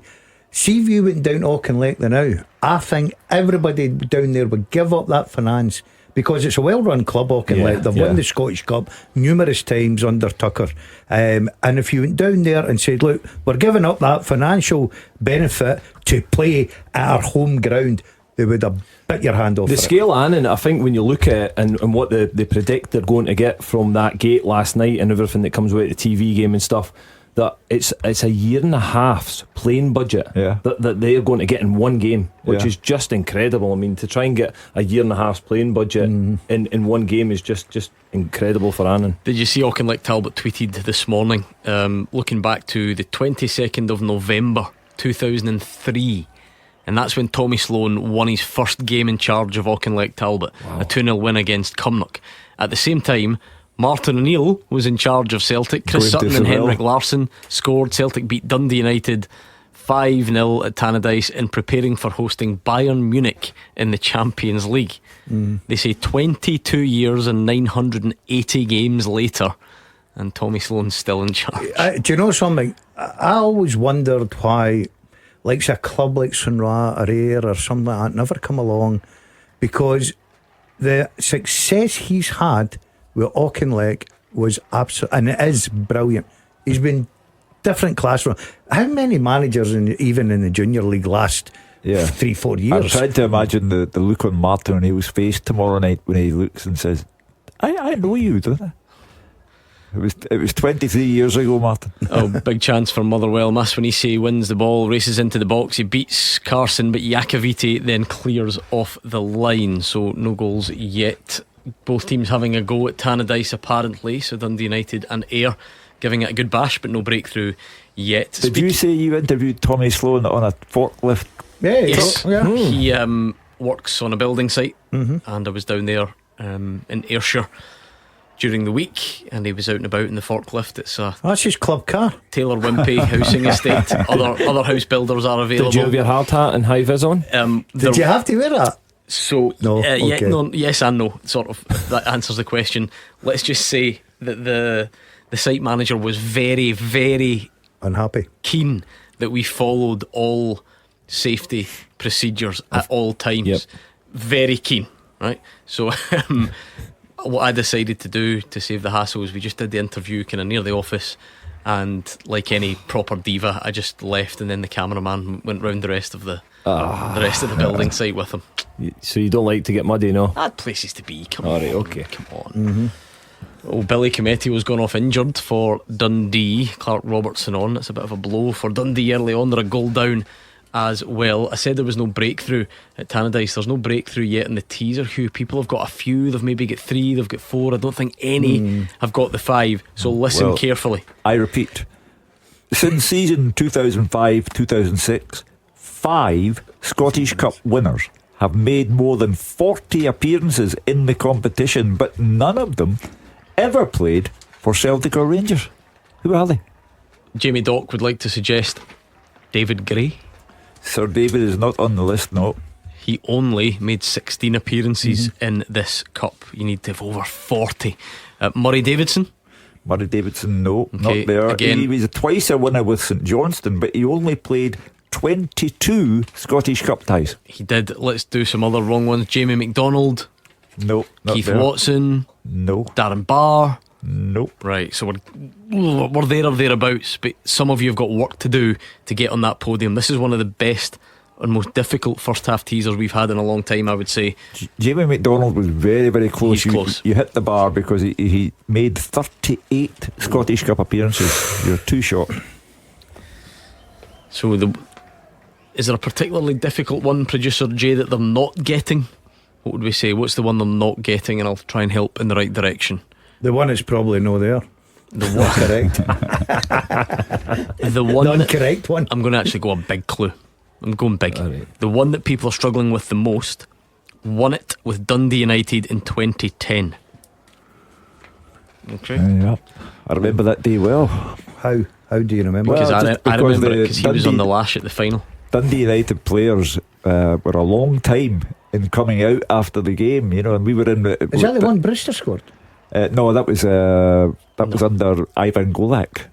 But who did they beat? Sorry, You're only 16 years out. I'm not too far away then. But they came out, and let me say, they must have had a right good time Who in the did they dressing room. Dundee United beat. Who did they Ross beat? County. Ross County. Oh, that's a classic. And they they had the look of men who had a right good time in the dressing room. Oh, there's nothing to beat that. We were in the mix zone, which Gordon knows what I'm talking about, and waiting for all the players to pass by, and I thought, aye. Mm-hmm. They look as Hope if they're none having a of good them are time. driving. I remember it because our Clyde One Super Scoreboard, and it would have been possibly my first one. That was our end of season night out that same night, and he turned up with like a tangerine bucket hat. Oh yeah. And Dundee United sunglasses and all It sorts was of. a lady who was here on Radio Clyde at the time and is now on telly, and she was a fanatical Dundee United supporter. So she gave me the T-shirt and the bucket hat and all the rest. I know who you're talking about. I had a nice photo taken with her. Yeah, and when I went home, I must say, Lady Keevins took one look at me and thought, Seen this social media fad that's doing the rounds about showing everyone what you looked like 10 years ago, 2016. yeah. So have you seen this? the producers have decided to jump on it today on our Twitter feed. So for all of you, they've got a picture of what you looked like back in 2016. You, Cammy Bell, Dundee United, I'm thinking there. I would add a perm, no? Yeah, proper curly top. did you I have went a for the perm? perm. I just went out for it, yeah. Dundee United went for the perm. Gordon Dale have used that same picture of you, unfortunately. Do you know something? The one you don't like with your dyed hair and your stubble. Yeah. I'll tell you what, Jay'll no like it at an No interval teeth. when he'll be lying in that corridor Fraser Wishart, holding nice, a certain part of his body. a nice one of him out golfing. Dave Galloway looking hungover on the train. There's quite a few. Well, a burger. We're Not try- a train. You must get Dave in the bus. Dave's a bus man. We were trying to find a good one of Roger Hannah. I got sent a great one of Roger Hannah on the beach the other night, but we couldn't use that one because it's a family show. Oh, you should have just put it. You should have put it out there. What else have we got? Hugh, I selected the picture of you from 2016 because it is you and I at Wembley the night before. Remember your birthday? Yeah. Aye. So it's the England game. Scotland get battered 3-0 off England. He's in a bad mood. Him and I have had to walk all across London, get back to the hotel. It's his birthday. There's a glass of red. He can taste it waiting on him. Except we get back to the hotel, the Scotland fans have trashed the bar. The bar's shut. No. He's away up to his bed. Fuming. Did you not have a bottle in the room? Was it? No. Schoolboy? No, foolish boy. And an early morning flight back, and he said to me, will you come and chat my door in the morning, because he didn't trust the Nokia's alarm clock. Wake him up. Amazing. To also make it worse, that was the weekend that Leonard Cohen passed away. Oh, was it? Yeah. Put a damper and things. I couldn't have told you that. That was right, okay. that was worse than Scotland losing to England. So one of your old favourites passed on your birthday? He Roundabout? I mean, I'm sure he didn't mean it intentionally, but there we go. 2016. The only thing, do you know what? We had a few options for pictures of you, Hugh, and you just look the exact same. So it's not really got the same impact. Everyone else has changed. I had a perm once. Did you? Yeah, I got the perm done. You remember when Alan Ruff and Danny McGrain and all those guys? You had a perm? Went for it. Yeah, my next door neighbour, two doors down. I don't mean the TV programme, but 2 doors down. She owned a hairdresser around the corner and took me in after hours and got the perm done. Did you have a perm and a moustache at the same time? I had a beard. Did you get a lot of work in the movie? I looked like I think I've seen that picture before of you in an old newsroom. I think I see it. I think I've watched that movie. I thought my children. Did you fix washing machines? I thought my children were going to pass out laughing when they saw me. Oh, Sean Graham is close to your teaser as well, but I still don't think anyone's got it all correct. Sean Graham, good effort. Mark Reynolds never won the Scottish Cup. Okay, bear that in mind. Andrew Mack, Stephen Anderson, 33 appearances in the Cup, not enough. We need to get some winners on this. Keep the guesses coming in. At Clyde SSB, you can see the question written down there. Is the goals dried up? The goals have they've dried up. Come on, we need some goals. Oh, do you know what? Actually, since we are in a bit of a quiet spell for goals, I'll use this occasion to pull you up about something. No, I've caught you out spectacularly today. I've caught you out. I know you've heard those words many times. Yeah. Go. In your life. Do you remember Hugh? Last year we'd go through a phase where producer would bring the biscuits in, Mark Wilson would bring the biscuits in, and then one day he turns up because we'd been criticising him for so long, and he put some donuts on the table and says, I'll not have this. I'll not have anyone damaging my good name to say that I don't bring the snacks in. There you go, I've brought some donuts. Well, as fate would have it, a whole year on, you're thinking this is a small insignificant gesture. I was round the corner at Kilbowie Tyres this morning getting a new tyre on my car, okay? Right, okay. And the guy in the tyre place said that last year you went in for a tyre, there was a box of old donuts sitting in the garage, and you lifted them and said, I'm going to take them into SuperScoreBoard and pretend that I bought them. That's a true story, yeah. That's amazing. I was going to say that takes the biscuit, but that takes the scone. I can't. That's so bad from you. By the way, I got a free tyre as well. The lad looked after me. Free tyre and there was donuts, and I went, I says, what are you doing with them? Nobody's eating them. I said, I'll take them in. He had food poisoning. 3 weeks old. Amazing. This might be a sign of Ross County's feelings on trying to stop Motherwell. Someone's been warned for wasting time at a throw-in 25 minutes into the game, but Ryan Duncan has had a shot miles over the bar, and the goals have indeed dried up a bit. Nothing else to tell you about. Robbie Nielsen is not a correct answer in the teaser either. Only 21. Neither's Liam Craig, 35 appearances. I can't believe no one has got this right yet. Liam Craig won't be feeling great about life today. Part of the Sir David Gray backroom team and out of the cup at the hands of Dunfermline. Yeah, it puts a totally different complexion on your, or it can put a totally different complexion on your season, Cammy. Because all of a sudden, if you are Hibs and you go and have a disappointing league defeat next week, the cup gets added into that, and like I said, if Hibs they're in a good position though, so to be fair, But if they were to slip down the table a bit, people add the Scottish Cup to your list of misdemeanours. Yeah, it just brings that negativity that you don't want around your club. And they've been on a decent run. They've had some big results. Obviously the Derby result recently was a big result for them, and it felt like they had turned the corner. But again, all this does is just lump a little bit of pressure onto David Gray. He'll have to answer the questions and then try and bounce back from it. But you're right that, listen, the next defeat, they just look back at that Scottish Cup and bring it up again. Do you think he'd come under pressure? Listen, what happens is Hearts are doing so well. Yeah, but I think everybody comes under pressure. But I don't think he would come under severe pressure. No. If you know what I mean. Listen, it's disappointing. It's a one-off game. We've seen it before. That's why we love the Scottish Cup. Cup upsets, shocks, and you'll get them. We'll probably get one before the draws. Is it tomorrow the draw goes? Yeah, it should be after the game. Yep. Yeah. So we'll probably get one in there as well. But I think David Gray's doing a very good job. Just to nitpick for a moment, Martin Boyle came on very late in the game. Why didn't Martin Boyle start the game? Well, maybe he had a slight knock or something like that, Hugh. And see, to be fair, you've got what you get. Kieran Bowie up front. The other lad, I can't. What's his name? Cleege. So they paid $1 million for him, and they're talking about taking in multiple millions for Bowie. So there's no excuse, is there? Yeah. No. Well, but see, to be fair, right? We watched it and take nothing away from the Pars. I thought they were brilliant, right? Hibs missed two glaring chances. Cleege missed one in the second half. I still thought they were very poor over the piece. Yeah, I do agree. But Hugh touched on it. Bowie's chance through 1-1 with goalie should do better. But all credit must go to Neil Lennon and his team today. So if Hibs finish 5th or 6th, is that acceptable? And no cup? No, I don't. A decent cup run. I don't think it's acceptable, right? So it's a poor season. But I don't think he would come under that much pressure. He'd lose his job. That's what I'm saying. No, I agree. I don't think he's under pressure to lose. I just think they're teetering on potentially, especially today, because I think David Gray would have wanted a really good cup run and would have probably put a lot.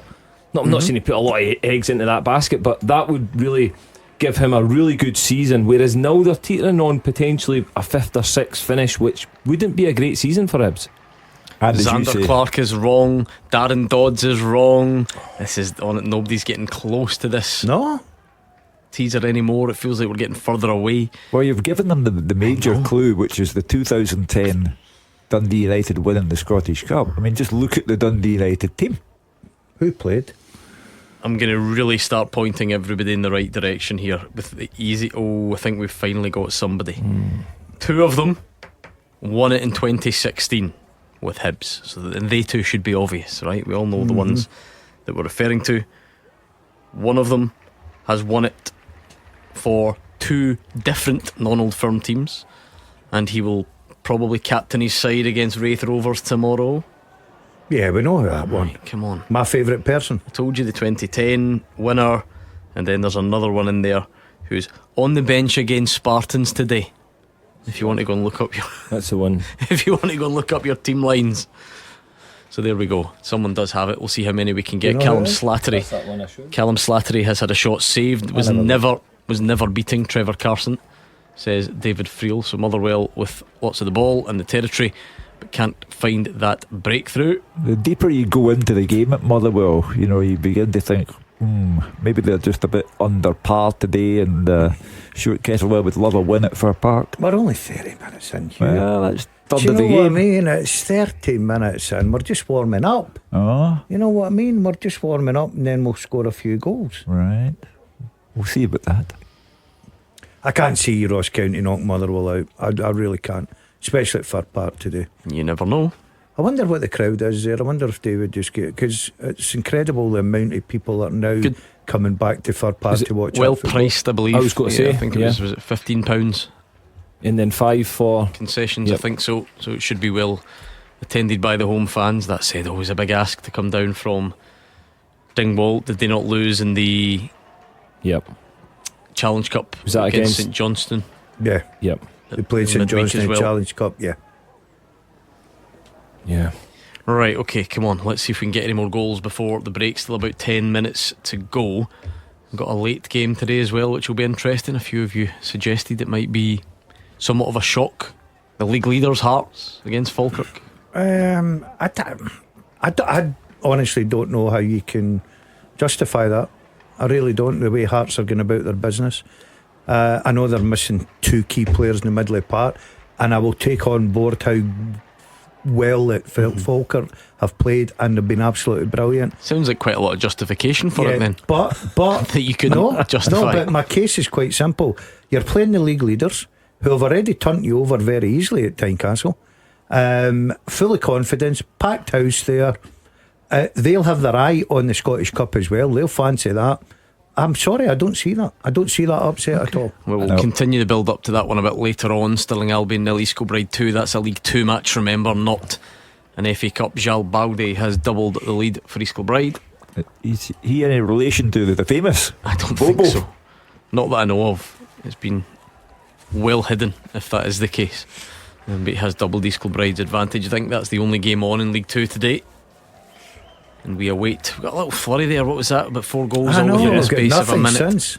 Died off. Your Thursday night partner in here, Tony Watt. Good to see that he's feeling better, because he coughed about 300 times during the show the other night, which was really starting to annoy me. He was doing the old thing that I might not get a starting shout on Saturday, so I'll pretend I'm not well. He was giving it all that. I was against Ross County, couldn't really get a breath. He played 60 minutes. Come on, he get hooked. But I'll tell you what, his socks are brilliant. Yeah, brilliant. Get a pair of his socks. They're brilliant. Are they the gripper ones? Oh, you never slide in your living room or the floor. Seeing you're going to the toilet. How many pairs did you get? Oh, just one. What are you doing wearing grip socks for? In the house. I'm going to regret this. For what? What is it you wear them to do? They're quite cosy about the house, isn't it? About the house? Yeah. They're for athletes. Well, I'm an athlete. I go to the gym and I do my, what do you call them? Deadlifts. You don't wear grip socks to walk up and down to the vending machine in the gym. When I do my deadlifts, you take your shoes off? I take my shoes off, yeah. No. Of course, I've got my grip socks on. I've got to show them off. See, actually, to pick up on something I meant to mention at the top of the show, when we were coming through from the office, Cammy Bell, did I hear you say that Gordon Dale's gone down to stay at one of your glamping pods? Yes. No, you don't tell. Hey. That's between you and I, Frank. No, not anymore. We don't discuss anything with this guy. Just quickly, just one more question on the back of that. What company is it that does your deep cleans when people leave? Do you want to give them a mention? Listen, I'll tell you what, they'll be double time. I'm turning your mic off. This was between me and Cammy. You don't get to defend yourself. But are they good? That's all I need to know. Yeah, listen. Do they wear those big kind of Ghostbuster suits? Full hazard suits, yes. Yep. Into wise. I'm going down to do a bit of hill walking. Is that what you call it? Wondering what you're going to say. I'll just let you know. Thank you very much for ruining the surprise. It was someone's birthday and you've just ruined it. A disgrace. He won't be listening. That's fine. Ibrahim Said has played a 1-2 with Tawanda Masfanisi, but drags his shot wide from 18 yards. Then there's a scare for Motherwell. Ryan Duncan's low shot spilled. Henderson tries to convert. It was saved.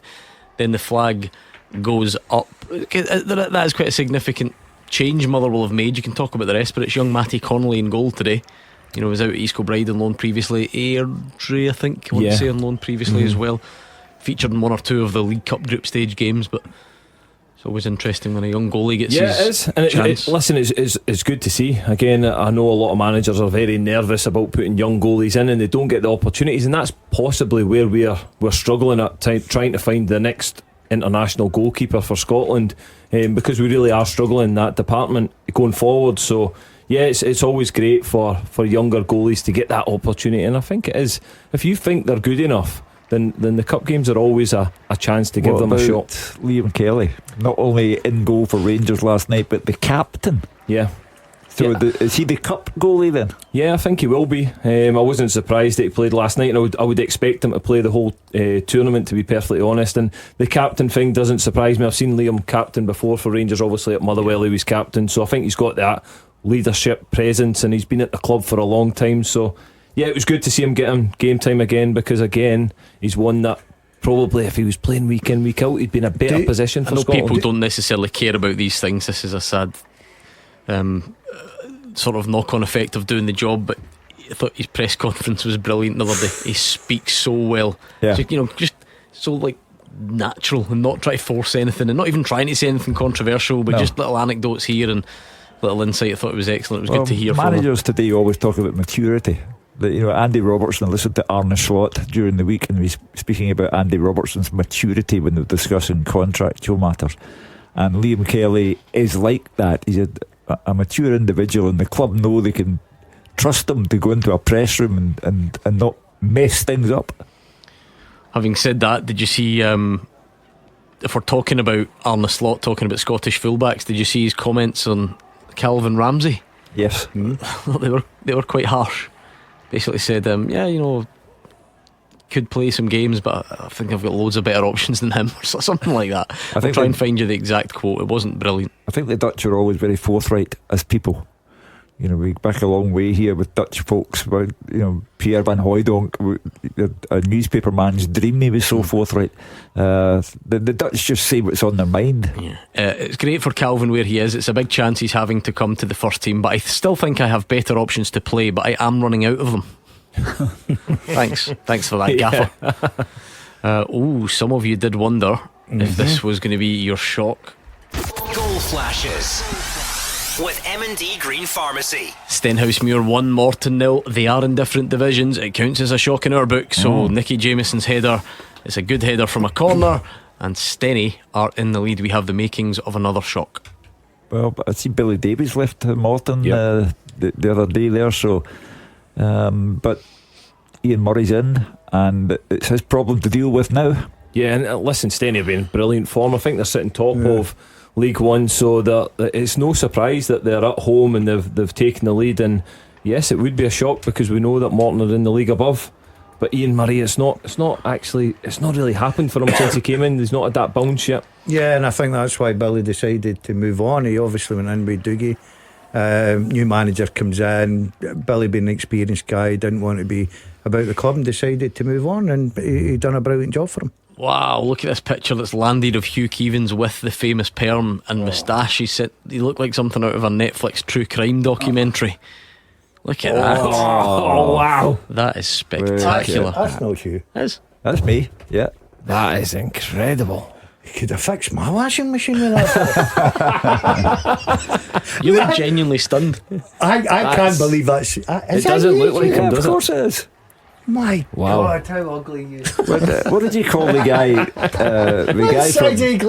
The guy from ELO. John. What was his name? Come on, Hugh. You're asking the wrong guy here.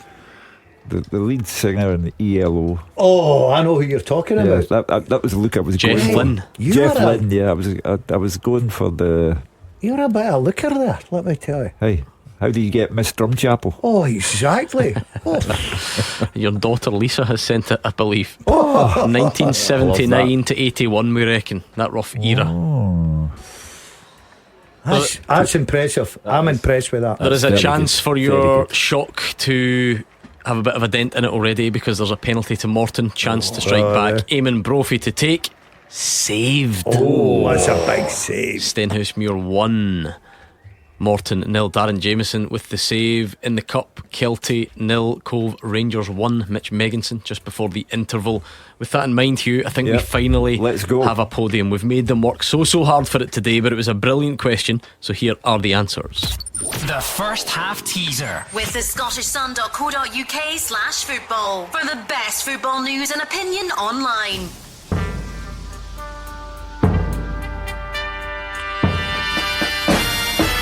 Since season 2005-2006, 5 Scottish Cup winners have made more than 40 appearances in the competition, but none of them ever played for Celtic and Rangers. They are Lewis Stevenson, 54 appearances for Hibs and Raith Rovers; Paul Hanlon, 50 appearances for Hibs, St Johnstone and Raith Rovers; Graham Shinney, 41 appearances for Inverness, Caley Thistle and Aberdeen; David Witherspoon, 41 appearances for Hibs, St Johnstone, Dunfermline and Inverness, and he's on the bench today for Spartans against Inverness, Caley Thistle. And finally, Sean Dillon, 41 appearances for Dundee United and Montrose, and he's playing today against Partick Thistle at the age of 42. Brilliant, well done if you got them all right. That was a seriously tough question. In third place was Mark S. Well done to you, Mark. Aidan Selick was in second, and the winner was Michael Donati. That's a proper question, that. No quick easy Googler. Research knowledge required. Well done to the three of you. Maybe a shot could be back on. Camelin Juniors have equalised against Elgin City. It's 1-1 just before the break, and there's a man who maybe is determined to write another chapter in Scottish Cup folklore. Jordan Kirkpatrick, what's the significance? He scored with... He wasn't the one who scored with Darvel, He scored the Darvel winner against Aberdeen, and he's now scored Camelin's equaliser against Elgin. Not quite as glamorous. Listen to this though. If we're talking about potential shocks on the card, Goal flashes with M&D Green Pharmacy. Stenhousemuir 2, Morton 0. Yes, I know there's only a few places between them, but they are in different divisions. We consider it a shock, and we're looking for some drama. Stenhousemuir are in good form, and it is paying off for them. 2-0 up just before the break. Matty Aitken. Well, again, to go back to the financial aspect of it all, Morton can be doing with the money in the next round of the Cup. You never know if you get Celtic or Rangers, and at the moment it doesn't look as if there'll be a next round of the Cup for Morton. It's a brilliant result so far for Steny, and you talk about finances, it's the same for them. They're in a position that they'll want the finances coming to the club. They've had a brilliant season so far, part-time against full-time, so for me it is a shock. As you mentioned, different leagues, so yeah, they're taking a healthy lead into half-time, certainly. 2-0 up and having saved a penalty. That's a good first half's work from Stenhousemuir. We'll see if we get any other late drama just before the half-time whistles start to go. They must be imminent though, looking at that clock. Yeah, no VAR, so we will not be playing to 4 o'clock and 5 o'clock respectively. We will not indeed. I'm thinking for Park, although they had a minute's applause for John Chapman, there was another minute's applause somewhere else as well, so maybe just a couple more minutes before we get these first halves rounded up. Livy St Mirren burst into life early on, 1-1, but we've not heard much since. Still nothing at Fir Park. I have now seen that Kilmarnock goal against Dundee, and it is brilliant. We talked about Tello Asgard almost being a shoe-in for the goal of the weekend discussion on Monday night. Well, I think Dom Thompson might have... Is it from a cross or a corner? It's a corner where it's like drilled backwards to the edge of the box. I was going to say think Paul Scholes, right? It's not that good. Remember the boy that done it for Kilmarnock, I forget his name, it's Easter Road, and it was a World Day, and that was a corner that was played to... was it? And then came back at this season? Yeah, was it this season? Hold on, half-time whistle at Fir Park. Here's David Friel. Half-time, Gordon, Motherwell 0, Ross County 0. No goals. Motherwell dominant on the ball, but just haven't had that final touch. They've been in total control, but they probably haven't created the number of chances you would expect from a team of their standards. A wee bit subdued. They'll need to find that spark in the second half. County actually the first chance of the game. Jordan White against his former club headed wide from a Ryan Duncan corner. Then Motherwell got the best chance, 18 minutes on the clock. Tamanda Maswanisi robbed Dylan Smith out in the wing, raced into the box. Brilliant Cullen shot to beat Trevor Carson. It looked a goal all the way, but county defender Alec Iacovitti sprinted back to head off the line. He took a sore one in the process, but great defending. Motherwell, as I said, all the pressure, all the ball. Callum Slattery, tame shot saved by Carson. Ibrahim Said dragged an effort wide from 18 yards. County playing with a back five. They've spent a lot of time defending, but they have carried a threat on the break at times. Ryan Duncan has been the centre of most of their best stuff. His powerful low shot was saved by Matty Connolly. Masonisi volleyed over just before half time, but it's been a frustrating 45 for Motherwell, and James Bertolasco will be asking for a lot more in the second half. Half time, Motherwell 0, Ross County 0. It's also half time for Roger Hanna. He's been watching Livy St Mirren. Yeah, Livingston won, St Mirren won at the break. You'd never know these were two teams desperately out of form, Gordon, because it's been a very good first half. 2 early goals, and they're both going for their place in the last 16. St Mirren could have been ahead inside 22 seconds. A really good break down the right hand side. Killian Phillips exchanged passes with Jaden Richardson, and the Irishman's shot was blocked before it could reach Jerome Prier and the Livy goal. Richardson threatening again though in 3 minutes, and this was the opportunity for St Mirren to take the lead.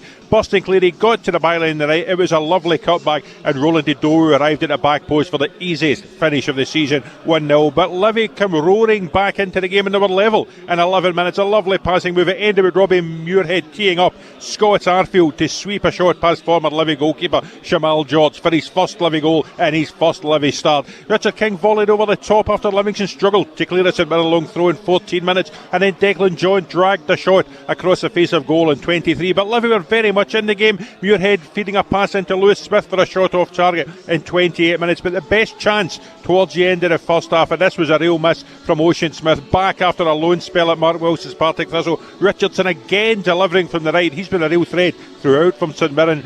Smith arriving at the back post, a similar to position from where Udowu scored, but this time the midfielder off target. It's all to play for in the second half at Livy. Livingston 1, St Mirren 1.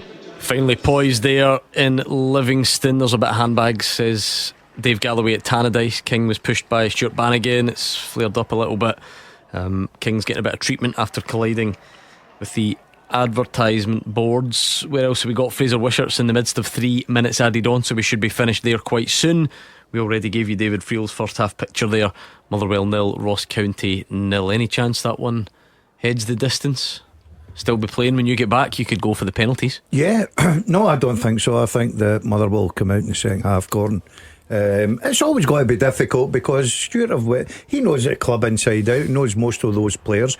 He's went there, he's set up to hit in the break, try and get, whether it be a set play or a breakaway or whatever it may be, maybe even get to penalties. He'd be delighted with that, but I fancy Motherwell second half.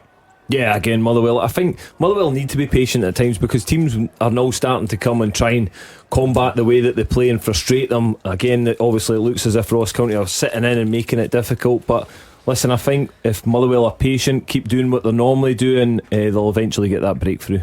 And a bit of freedom to the game at Livy St Mirren. Maybe the shackles of the league are off. Nice attacking intent early on. It's maybe dried up a little bit, but who do you fancy to go and win that one? Well, I said Livingston actually, so listen, I don't know. I think both teams just need to go for it. It'll be a big win for whoever gets it. I know it's in the cup, and yes, the league's more important to try and get that win, but the game's there for you. Go and get a win, it'll make you feel better. The confidence will be lifted within whichever camp it ends up in. So it'll be an interesting second half. I wouldn't be surprised. Sorry, Gordon, I wouldn't be surprised if that one went all the way. Yeah, that's tight. There's not a lot between them, is there? No, listen, I'm edging towards Livy. Okay, let's go for Rugby Park. Fraser Wishart's reached the half-time interval between Killie and Dundee. Yeah, Kilmarnock 1, Dundee 0. An excellent game to watch. A bit of a strange game though.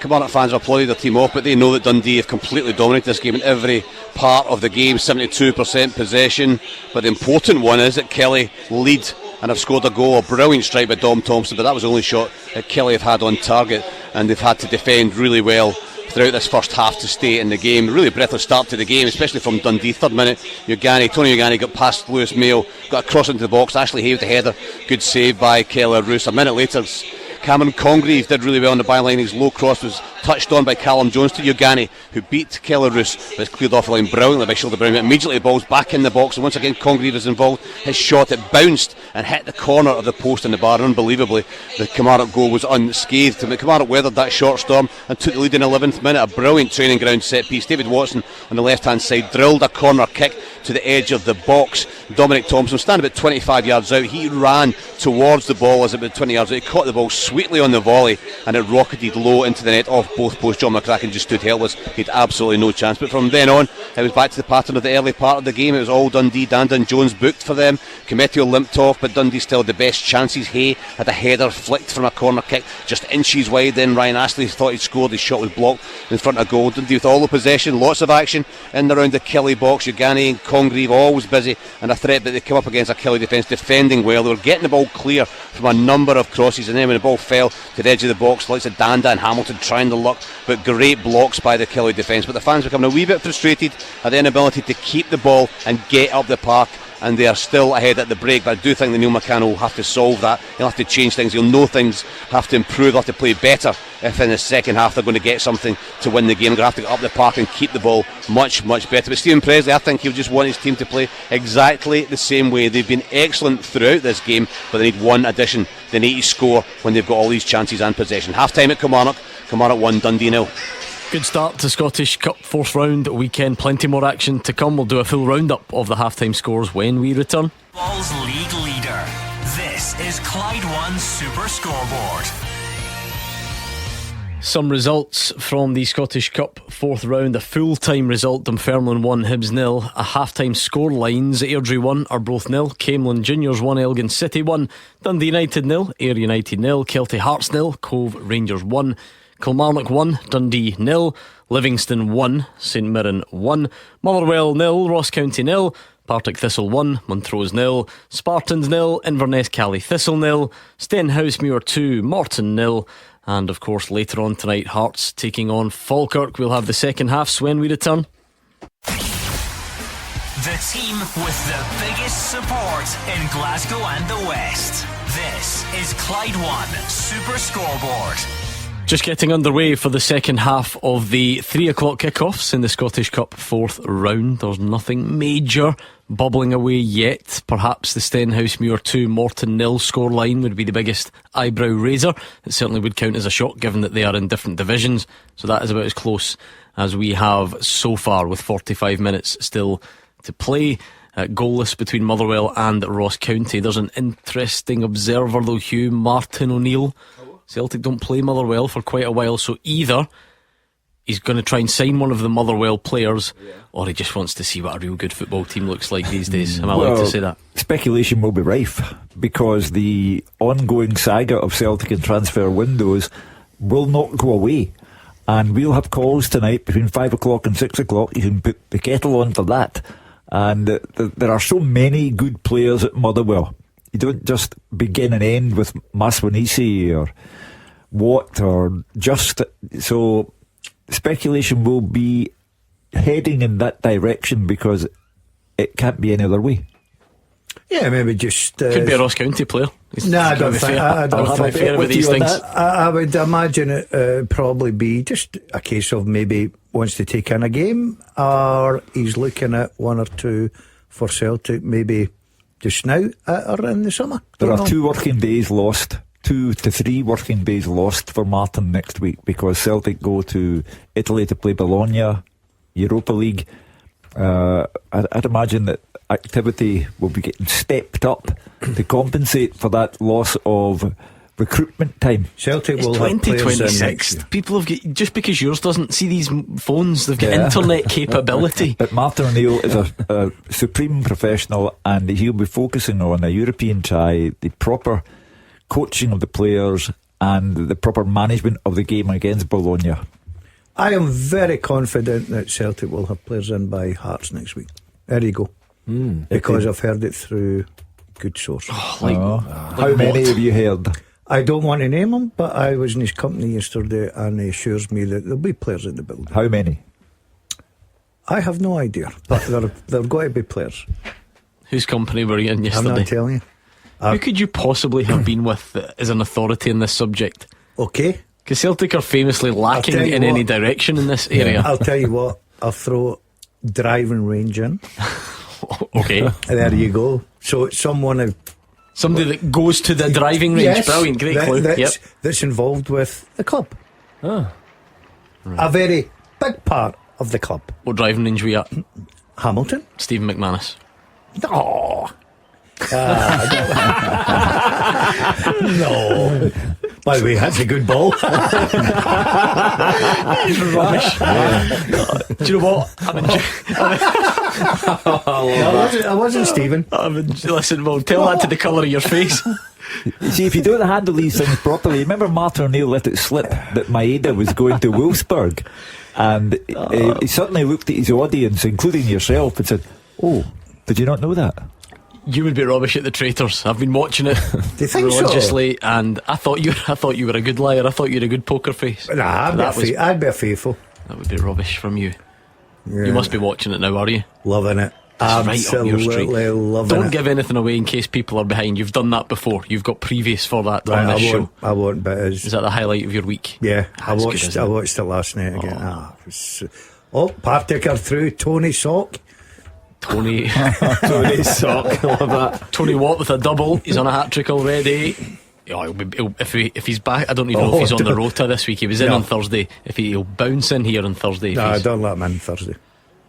He'll not have a cough this afternoon, let me tell you. Unless he brings you another pair of socks. Yeah. Then he can come. Yeah. And it was he brought me socks and a hat, right? And a hat? Right, and I've got to say, I didn't know. It was a surprise. He produced them on the show, but he stuffed them sort of down his trousers a little bit. Well, they're in his pockets. I don't think stuffed them down his trousers is fair. Well, let me tell you, now I don't know what's there. I'd be feeding his mic. I know. Why do you have to bring this up? No, but I'm thinking, what has he got, right? And then it obviously come out with the hat and the socks, and they're brilliant. Absolutely. You did say you were golfing for the first time of the new year tomorrow. Tomorrow's my first. Maybe the Tony Watt hat yeah, can go on. And the grip socks. Oh, nice. Yeah. They're all there tomorrow, so great to see he's doing well. He came in Thursday night. He was under the weather a little bit, but he's certainly bounced back today. Right, we've got our first goal of the second half. It is Tony Watts for Partick Thistle. Whilst we wait on the next one, Hugh. The second half teaser with the scottishsun.co.uk/football for the best football news and opinion online.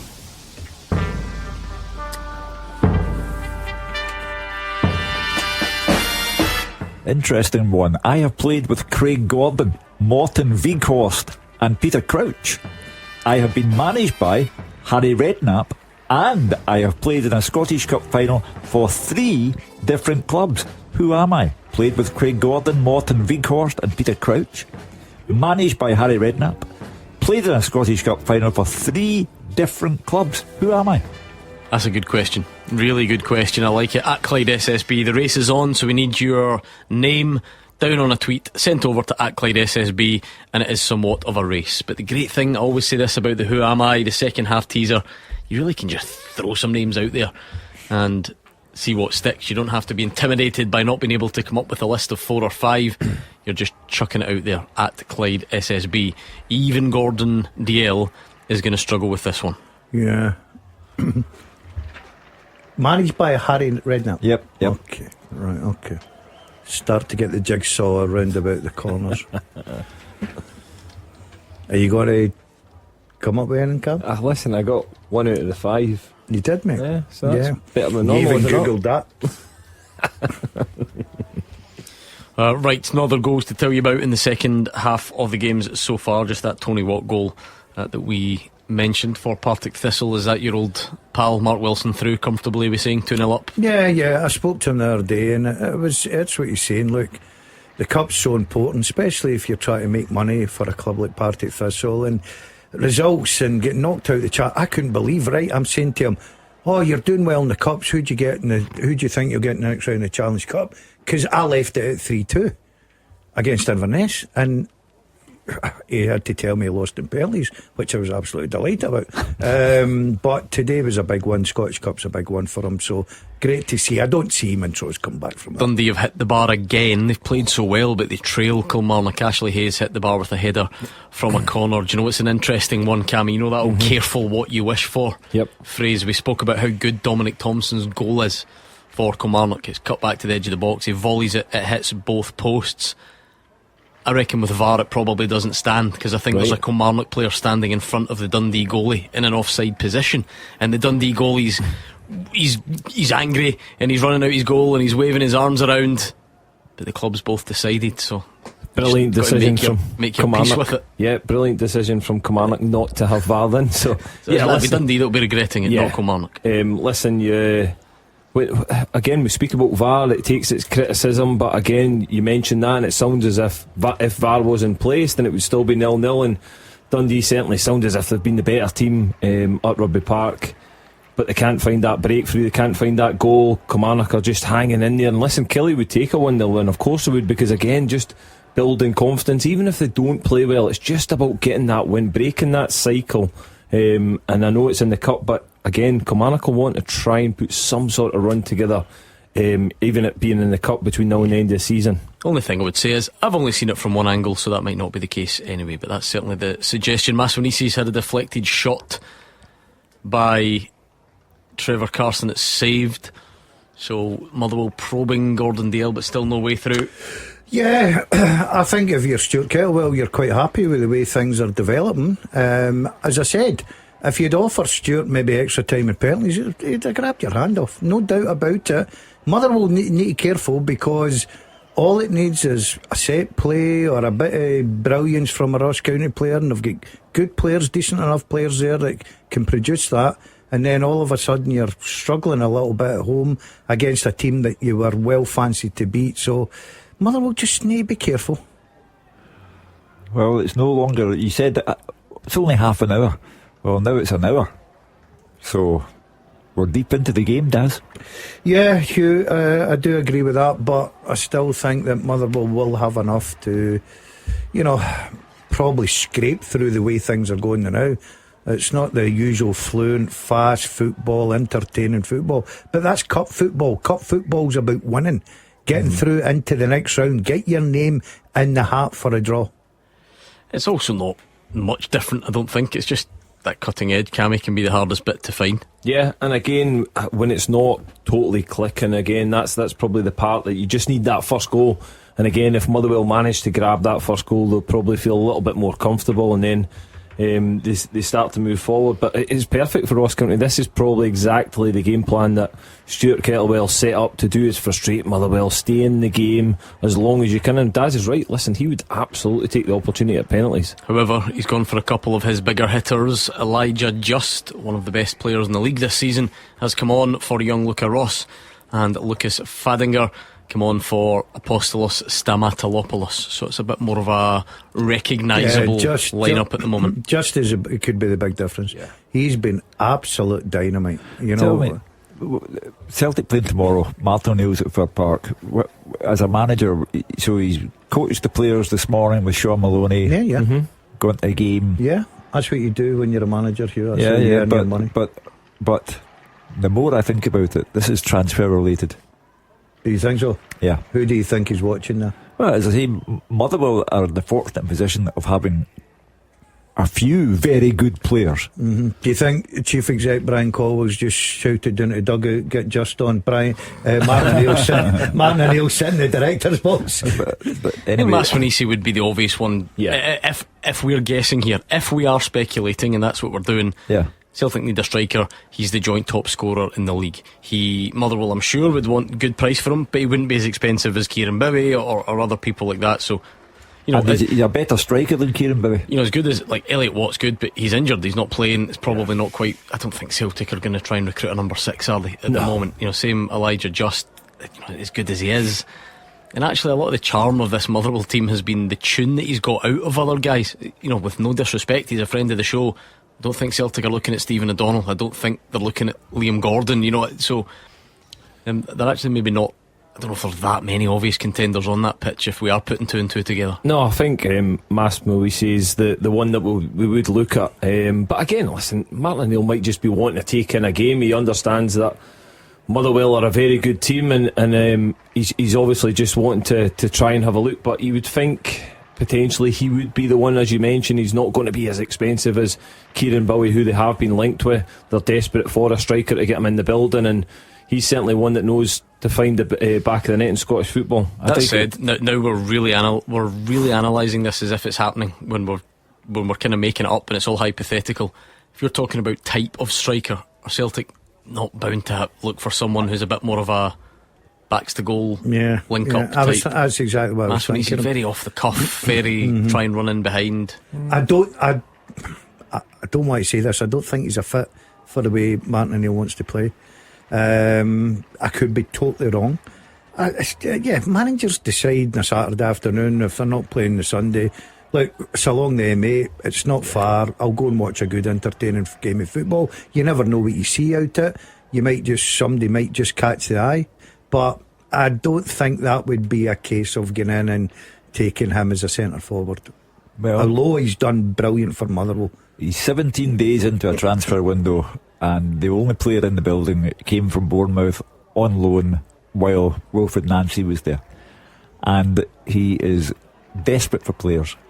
I don't think he goes anywhere just to look at the game. Jordan White, big hold up striker, number 9. Yeah, big Jordan. He was terrible at Motherwell. Ross County's a great fit for him, isn't it? Yeah. Or has been. He's got something about him, but Motherwell just wasn't the fit. That's what happens sometimes at football clubs. Go on, Hugh, your teaser again then. Let's see what we've got out there. Okay, I played with Craig Gordon, Morton Veekhorst and Peter Crouch. I was managed by Harry Redknapp. And I played in a Scottish Cup final for 3 different clubs. Who am I? Jamie Dock would like to throw Stephen Presley's name in. I thought about it, but it's not Stephen. Quite a popular wrong answer. I can see Craig Ritchie has said it, Ian Fitzpatrick said it, the Moody Blue has said it, Scott Connie, loads of people going for Mark Burchill. Burchie. Loads of people. Ryan Hamilton saying that as well. Bucky Bright. No, I think 3 different clubs in 3 different Scottish Cup finals. That's not Mark Burchill. 3 different Did play for Hearts though, didn't he? Played for Dunfermline as well. But anyway, it's not him, so that's all you really need to worry about. It is not Mark Burchill at Clyde SSB. Gordon DL is usually quite good at these, but even he is toiling. I'm going to give it a wee guess. Right. I don't think he played for the third one, right? But here we go. No. I can read your handwriting upside down from a distance. No. That is not correct. Maswanise, speaking of, has had another shot saved. Edge of the box. It was a powerful hit. It took a bit of a nick and has been saved. A double change for County. Hale and Phillips for White and Henderson. So Ross County very much in this. I know it's all Motherwell in possession, but they're not battering down the door. And whilst the game remains goalless, there is always that chance. Extra time looming. Still a bit to go, Hugh, but I'll tell you what, it's starting to concern me a little bit. I've got to admit, and I'm sure a lot of Motherwell fans like me feel the same. The first goal's got to be so important. If Ross County get it, I think Motherwell could be in deep trouble. Killie fans are becoming a bit restless. They are a goal up, but Dundee, all the play really going in their favour. Congreve has cut inside. Oh, hold on, what have we got here at Fir Park? With M&D Green Pharmacy. And finally the breakthrough has arrived. Motherwell 1, Ross County 0. Maswanise, the man everyone has been talking about. He's a great fit for Celtic, this guy. To be fair, it was a striker's finish because it's Slattery's shot initially. He just nudges it into the back of the net, and Tawanda Maswanise picking up where he left off in the league. He's one of the top scorers in the Premiership. He's scoring in the Scottish Cup, and Motherwell 1, Ross County 0. If an eyewitness can tell me if Martin O'Neill's just got up out of his seat and gone to the exit, then you'll know what's going on. Yeah.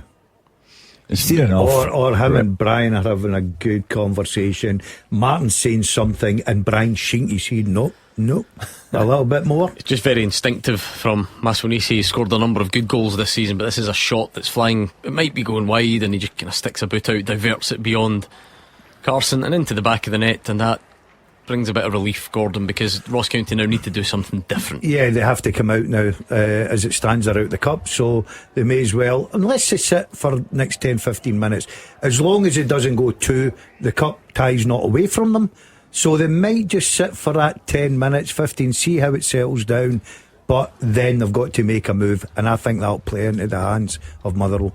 It's always good, again, a striker having a variety of finishes. Listen, we've seen him have some unbelievable finishes this season, really good run in behind one-on-ones, but again, it's, as you mentioned, it sounds like it's a striker, a poacher's finish almost. And you've got to have that as a striker as well. You've got to make sure you're hitting the back in it, and he's certainly done that for Motherwell. He started well in the League Cup as well with a couple of doubles, so that's him actually up to 16 for the season. Brilliant. For Club and Country. Nice bit of variety as well. In the last 2 weeks, he scored for South Africa in the AFCON, Motherwell in the Premiership, and now Motherwell in the Scottish Cup as well. How old is he, Gordon? He is quite young. He's about 23. Wow, real still asset for Motherwell, that isn't he? Is a real asset. A lot of learning there as well, and scoring goals this season. How long's his contract, Gordon? I think he's got 5 he pages. Just signed a new one. Right, okay. I think they can. And you know what? It might even be the second new one he's signed since arriving, because he came on a very short-term deal. Yep. I think it was quite a good story. Was that they were playing a bounce game? Was that the one down at, I'm sure Andy Halliday told us, at Goodison Park, and yes, he was just told to meet the team there. Right, turn up, bring your boots, one of those type of things. I like that, yeah. So he signed one until the summer of 27. It's not that far. Right, okay. Is it? 18 months left? Yep. So you are maybe in cash-in territory. Yeah. See, the thing is, right, and we're talking about is he a fit for Celtic? In my opinion, right now, Celtic need 2 centre forwards. Yeah. Right. Well, Martin O'Neill did say yesterday he wouldn't rule out. I think this was in his press conference he did with the written press, that he said he wouldn't rule out more than one striker. So you need a bit of difference between both. He also said there were players in the league that could play in Celtic's team. There you go. Listen, he's young. You're mentioning he's 23. 23's got a long way to go, a lot of learning, a lot of improvement, and again he's scoring goals, and that's the thing that Celtic needs. Celtic need a player in the building that's going to produce some goals domestically. And again, he's one that I'm not saying he's got to go to Celtic or he's going to go to Celtic and score goals, but the risks are low.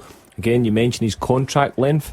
It is possibly, certainly, it might not be this window, but the summer, Motherwell will have to do the with him. You look at Celtic midweek at Falkirk, absolutely bereft up front. And the goalkeeper got them the win in the end.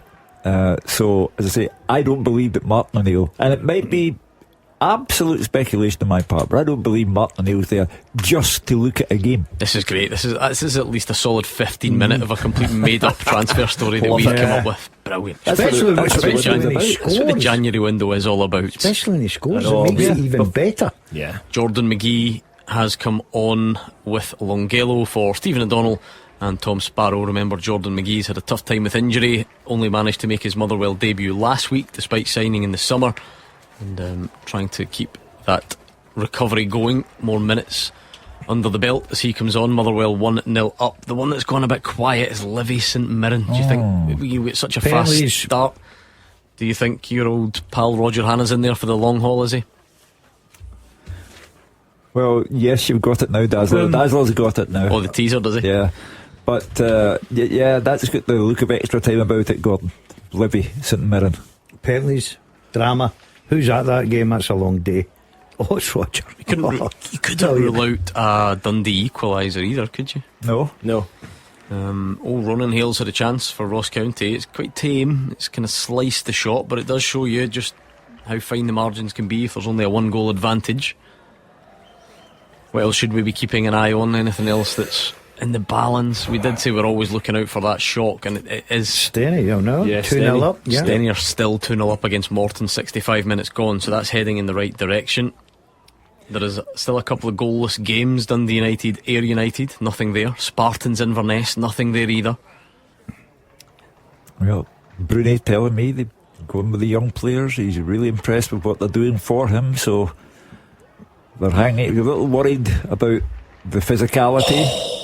Go. This. Goal flashes with M&D Green Pharmacy. Stenhousemuir 3, Morton 0. Game over. We said the shock is quite simply when you knock the other team out, but to go and do it in that manner. Incredible. Yeah, and they're just continuing their brilliant league form under Gary Naismith, who's done a fantastic job at the club. So yeah, a brilliant result, but again a really poor one for Morton and their new manager, because it's not happened since he's came into the building. They've not had that reaction that they were looking for, so that's a really disappointing one for them.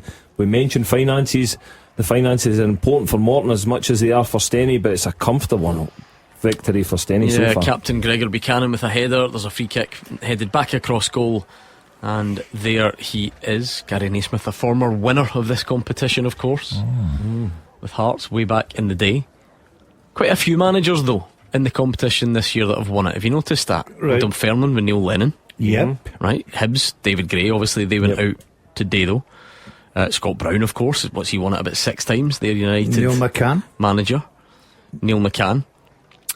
Paul Hartley's won it with more than one team, back to back with different teams. And Stephen Presley the same. Derek McInnes won it. How can you forget Mark Wilson? I was going to say. Yeah. Derek McInnes won it. Maybe he goes down in one of his early Rangers seasons. I think he probably has.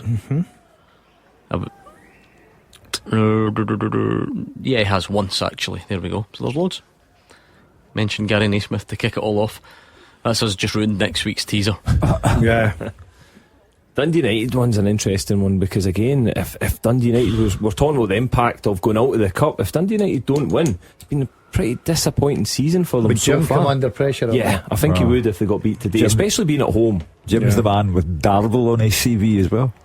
That does become a nervy end, that, doesn't it? Dundee United Ayr. It would just be Jim Goodwin, Ayrshire. Jim Goodwin hates Ayrshire. Yeah, he would take away from it. He would never go to Girvan his holidays like we used to do. Tell you what, there's a lot heading the distance as well if nothing changes that one. Obviously Kelty and Cove is level. We mentioned Livy St Mirren and Spartans Inverness. There's quite a few going the distance unless something changes here. Yeah. Who would have thought that not only are they on the verge of a shock, but Steny are the most comfortable in the entire round of fixtures by a mile. The Auchinleck players trained on a beach. Is that a good thing? Seen that, yep. I've trained on that beach. That's with got to be Kilmarnock, just actually. a photo opportunity, that, surely. What beach was it? Troon. Oh, I've been Troon Beach. But it's normally when the pitches, when I was at Kilmarnock as a youth, it was the pitches were frozen. And you would go, because there was obviously no AstroTurf or that you could train on back in them days, and you would go to the beach all the time. Yeah. But other than a photo opportunity, what's the value of training on a beach? Don't know. Get a bit of fresh air. You know, they'll sleep very well at night. You know what like kids, when your mum and dad took you to the beach, always slept. I like it. I've noticed this. We've accidentally slipped into a sports science section every week with you.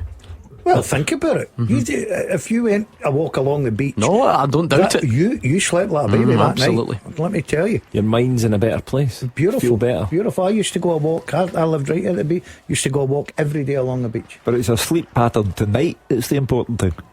What would you mean by that? They do it a lot. Tonight apparently, before the game. One of the Auchinleck players says they do it a lot, so they're Right. actually not Nothing moving up away there. from their normal routine. I'm sure I've seen them training at Tory Glen indoors as well. So they've probably got a lot of training sessions. It's interesting to see, would Auchinleck take their players away for a wee night? Just Tonight, take that surely. hype, everything about it. Take a real cup tie, treat them I think like the fact it's a later kick-off I tomorrow. was almost just going to say that, Golden. right enough. No, I forgot about that. I hated that. See, if it was a late kick-off, you were bored. And then know what they used to do? You get up, go and do a wee warm-up, have your breakfast, do a wee warm-up, have a bit of lunch, go back to bed. Oh, there was nothing. You woke up at 4 o'clock knackered. I remember when I was at Hibs under Neil Lennon, and again we were playing Hearts, so we would train. I think it was a midweek game. It was a midweek game, and we would train on the Tuesday, and the game was the Wednesday night. Train the Tuesday morning, and then be expected to go to the hotel, waste all the rest of your day, sit about all day. The next day you're waking up, sitting about all day again, doing breakfast, eating, just waiting on the game until 8:15 at night. Oh, awful. Yeah, it Hugh. was terrible. Pampered footballers. You'd think they were down the mines. Yeah. My heart bleeds for you. You had to sit in a nice 5-star hotel all day, did you? Yeah. Oh, honestly. How did you cope? What was the score? That was the whole natural order situation, and we Hibs won that game. Yep. That was a good quote, that, wasn't it? Natural order. Dundee are now pretty much playing with a front five to try and get themselves back level. They don't deserve to be losing, according to Fraser Wishart, who's watched it all, but they just cannot find that breakthrough. You think back for all the praise that Craig Gordon got, and he deserved it for the save. Dundee just put too many crosses into the box, did they not? I know finally they got their head on one, but they crossed it something like 30 odd times in the second half. They ran out of Felt like they ideas, lacked didn't a they? bit of craft. And see, to be fair, seeing you put the ball into the box, it plays right into the hands of the two centre halves. They're brilliant. Finlay and Halkett have been absolute dynamite this year, so they'd have loved that. They'd have lapped that up all day. And Dundee ran out of ideas. All credit goes to Hearts. 10 men, 1-0, and obviously we'll be talking about that save for a long time to come. Come on, Mr. Goalie. Yeah, what are you saying? It was a phenomenal save, a brilliant save, one of the best I've seen, certainly. And you've got to take into context the time of the save, the magnitude of the save, and just even the technical quality of the save. It's came off the surface at some pace. It's behind Craig. Didn't start the game. Yeah. So there's loads of elements. There's a to niche it. football fact here. You know, people are saying, is it the best save ever or what? I think it's the best save ever by a goalie that didn't start the game. 100%. We'll give him that made up accolade. Let me tell you about this. Goal flashes with M&D Green Pharmacy. See, the key for Dundee is to put in low crosses, not high ones. There's Ashley Hay, and it is a deserved equaliser. He's been in good form, got the winner in the Dundee derby, couldn't find the way through last weekend, but he scored what could be a vital Scottish Cup goal, and that one could head the distance as well. Kilmarnock 1, Dundee 1. Well, you said earlier on, Gordon, that the crowd were getting restless at Rugby Park. They were well and truly restless now. That's another one that could be headed for extra time. What do you think the manager will do? Do you think, obviously, 1-0 down, he puts, you said 5 up front, right? Does he stick with that? Or does he say, right, we're back in the game, and now we'll get into a 4-4-1-1 or whatever it may be? I think he's in go for it territory. I think it sounds as if they've got momentum, and Dundee have been very dominant within that game, and it was probably just the fact they were 1-0 behind. So I think he'll stick with it. I think you've got to. I mean, you're going. Somebody's going through tonight in that game, so why not? If you've got momentum, continue it. Briefly, very, very briefly on that Gordon save. The first thing he does, he comes on in place of the goalkeeper who's been red carded, and the first thing he has to deal with is an awkward free kick. And I thought that's a really important save, because that prevents it going 1-1 half time in the immediate aftermath of a red card, and all of a sudden you're thinking, what's happening here? Yeah, listen, I stood here last week and I said, whether Craig Gordon plays, no game time between now and the end of the season, he will play for Scotland, and I think he's certainly cemented his place. The debate will carry on, because tonight will be a bit of a clue. He was probably the Scottish Cup goalie anyway, wasn't he? Yep. So he'll probably play tonight, and then people will really kick into gear and say, does Schwalov get his place back for Celtic next weekend? Not for me. Really? Why though? Because, why drop your number one goalie? Because your number two goalies came in and had, if he keeps a clean sheet tonight, they win the game. I think he's had 3 very, very good games. I'm pretty sure he'll be busy tonight. He'll have to be called into action. Why would you then drop your goalkeeper, who's in really good form, who's been working ever so hard all season to get that number one spot? He's always made it clear he wants to play for Hearts. I think that would be a real hammer blow to Craig Gordon. But surely the bigger the question that has to come first before that is, why would you drop Schwalov? Because he's made a mistake. When? Getting sent off. But that can happen. It can, but then, so what happens when you make a mistake? It presents an opportunity for someone else. If that other person takes that opportunity, why should they be punished? Without arguing and losing my freebie with my fellow colleague, I disagree. I know what he's saying. Great argument, great situation with the goalkeeping, but yeah, he's made a mistake, but he's get sent off, right? And his defence have made a mistake as well. I think because of where Derek's been and how Hearts are played and the top of the league, I think he gets back to his number one goalkeeper. Yeah. It's a big decision for Derek. Listen, it's a great decision to have, but I think he gets back to the guy who's got him there, and I think Craig will continue. And does that change as a cup? Craig Gordon's mindset whether he stays at Hearts? No, I think Hearts won't let him go. He's quite happy to stay. If there was ever any doubt, take a look at the discussion we're having. How on earth could Hearts let him go in the midst of this title?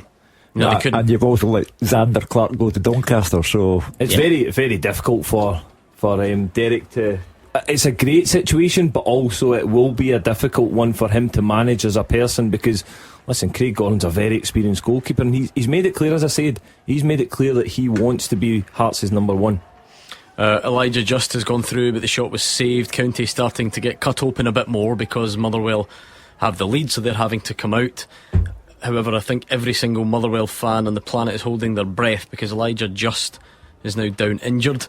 They'll be hoping he's fine. He has been a revelation since signing. It's bad enough that Elliot Watt is already injured and Stephen Welsh has been recalled.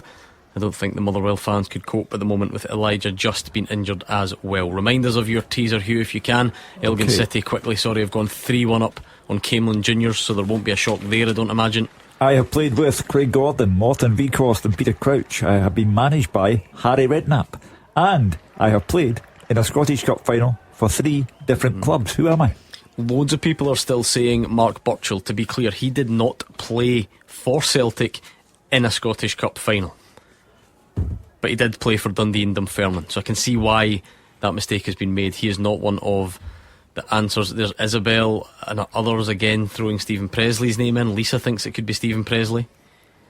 Nope. NC thinks it could be Stephen Naismith. No.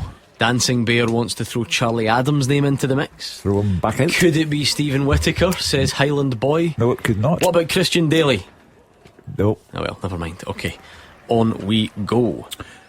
Just put the jigsaw together and it'll all come true. That's what I did. Do you want the truth? Somebody text you the answer. Roger. There's no point kidding on. I'm not going to take the credit for that. Too obvious. Roger texts me. Well done, Roger. I don't think you would.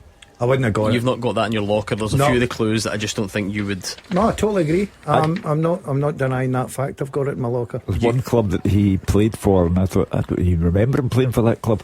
But is this the Harry Redknapp club? Yeah, exactly. I think I do.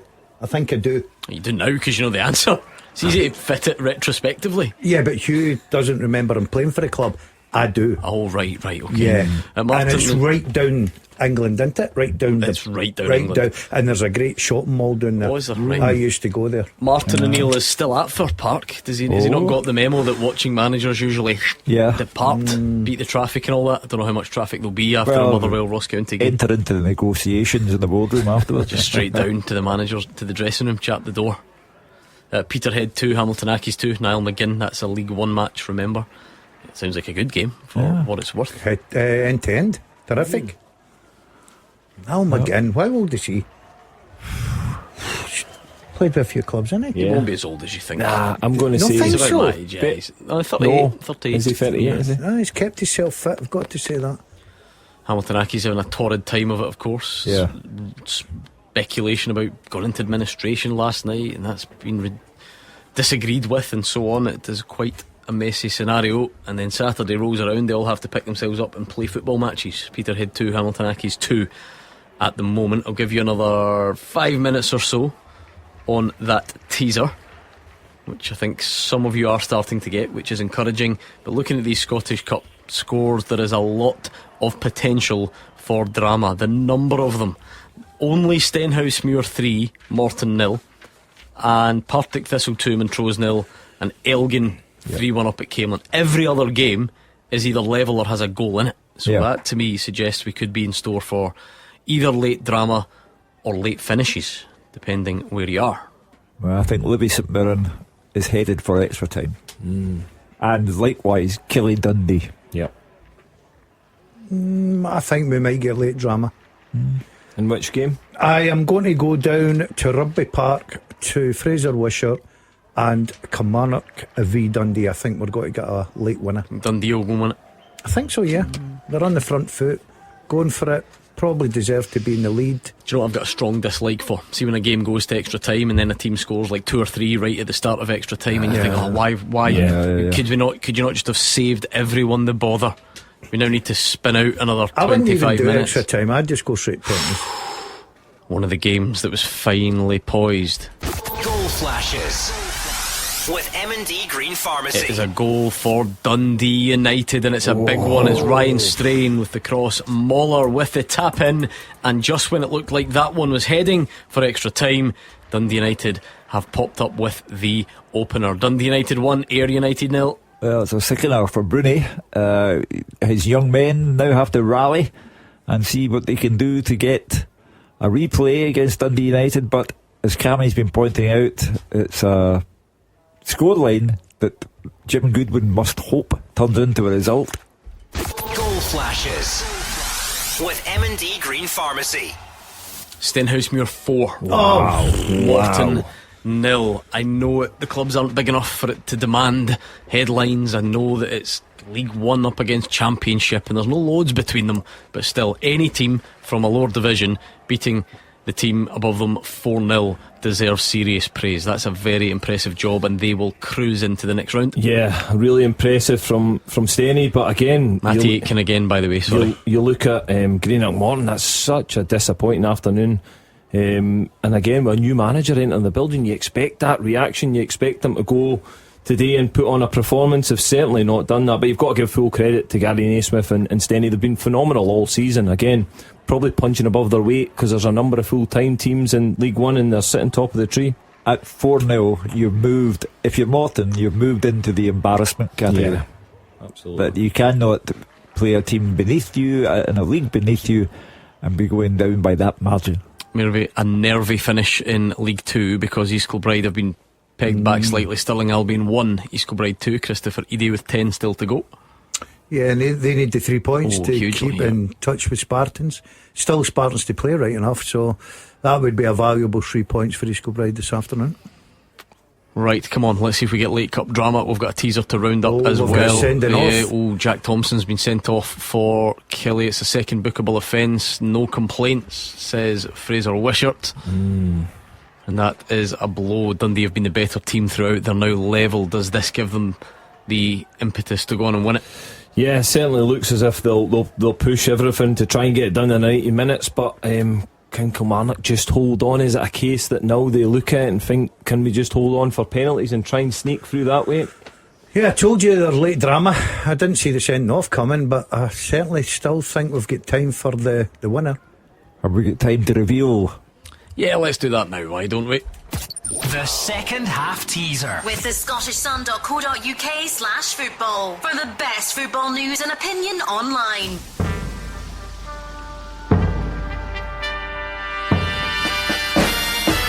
I played with Craig Gordon, Morton Weghorst and Peter Crouch. I was managed by Harry Redknapp, and I played in the Scottish Cup final with 3 different clubs. I am Neil McCann. Neil McCann, I like it. That was a very good question. You started to get to grips with it as it went on, and I can tell you the winners are as follows. In third place we have Mark S. In second place Aidan Selleck, and the winner is Michael Donati. Is that him won both teasers? That's history making that. Yeah, that's Michael won the first and second half teaser. Obviously got a quiet afternoon, got his feet up and just dominating the teaser scene. Right, late drama indeed. Airdrie 2 are both 2, so Tom Beadling has equalised late on. Maybe a winner there, maybe heading to extra time. Mark Wilson, Alex Ray, Tony Watt and every other Partick Thistle member of staff that comes on this show will be nervy because Tommy North has pulled one back from Montrose with 5 minutes to go. It's Partick Thistle 2, Montrose 1. Oh, great save from Matty Conley to keep out Kieran Phillips of Ross County. Motherwell comfortable in terms of performance, but still only 1-0, and the young goalkeepers had to produce a good save with 3 minutes to go. The Neil McCann club I forgot about was Southampton. That's where he was with Harry Redknapp and Peter Crouch. But to be honest with you, I was in the wrong place. I was in Portsmouth. Did you think Portsmouth? For goodness sake. I was in Portsmouth, sorry. That's not far from Southampton, round the corner. Yeah, Neil McCann. Oh, Terry Mason. Montrose have now gone down to 10 men, so just when they pull one back against Partick Thistle and give themselves a glimmer, second bookable offence, and they're down to 10. Nervy though. Nervy finish. Doesn't matter if they get 10 men. It's 2-1. It's a nervy finish for all. There's a lot you're right, there is a lot of games that are very, very close, either sitting as a draw or 1 goal in it now. Especially Airdrie 2 and Arbroath 2 as well. So. Yeah. Oh, hold on, there's been a steward's inquiry in the podium now. Luckily for Michael Donati, he has still won them both. So fair play to him, but it was the other 2 places. I did wonder, I thought that was the same podium from earlier on. Mick Doss, I don't know, was in second place, and Jacob Watson was in third. My apologies. I don't want to ruin people's weekends. They go out to the pub tonight and say I deserved a place on the podium, they didn't give me my mention. So there we go, my conscience is clear. We're in the closing stages. Absolutely loads of ties are going to head beyond the 90 minutes. Airdrieonians or Arbroath is going to head there. Kelty Cove, Kilmarnock Dundee, Livy St Mirren, Spartans Inverness. Can't have been many 4th round Saturdays where more than that have gone to extra time. Just shows you nerves kick in.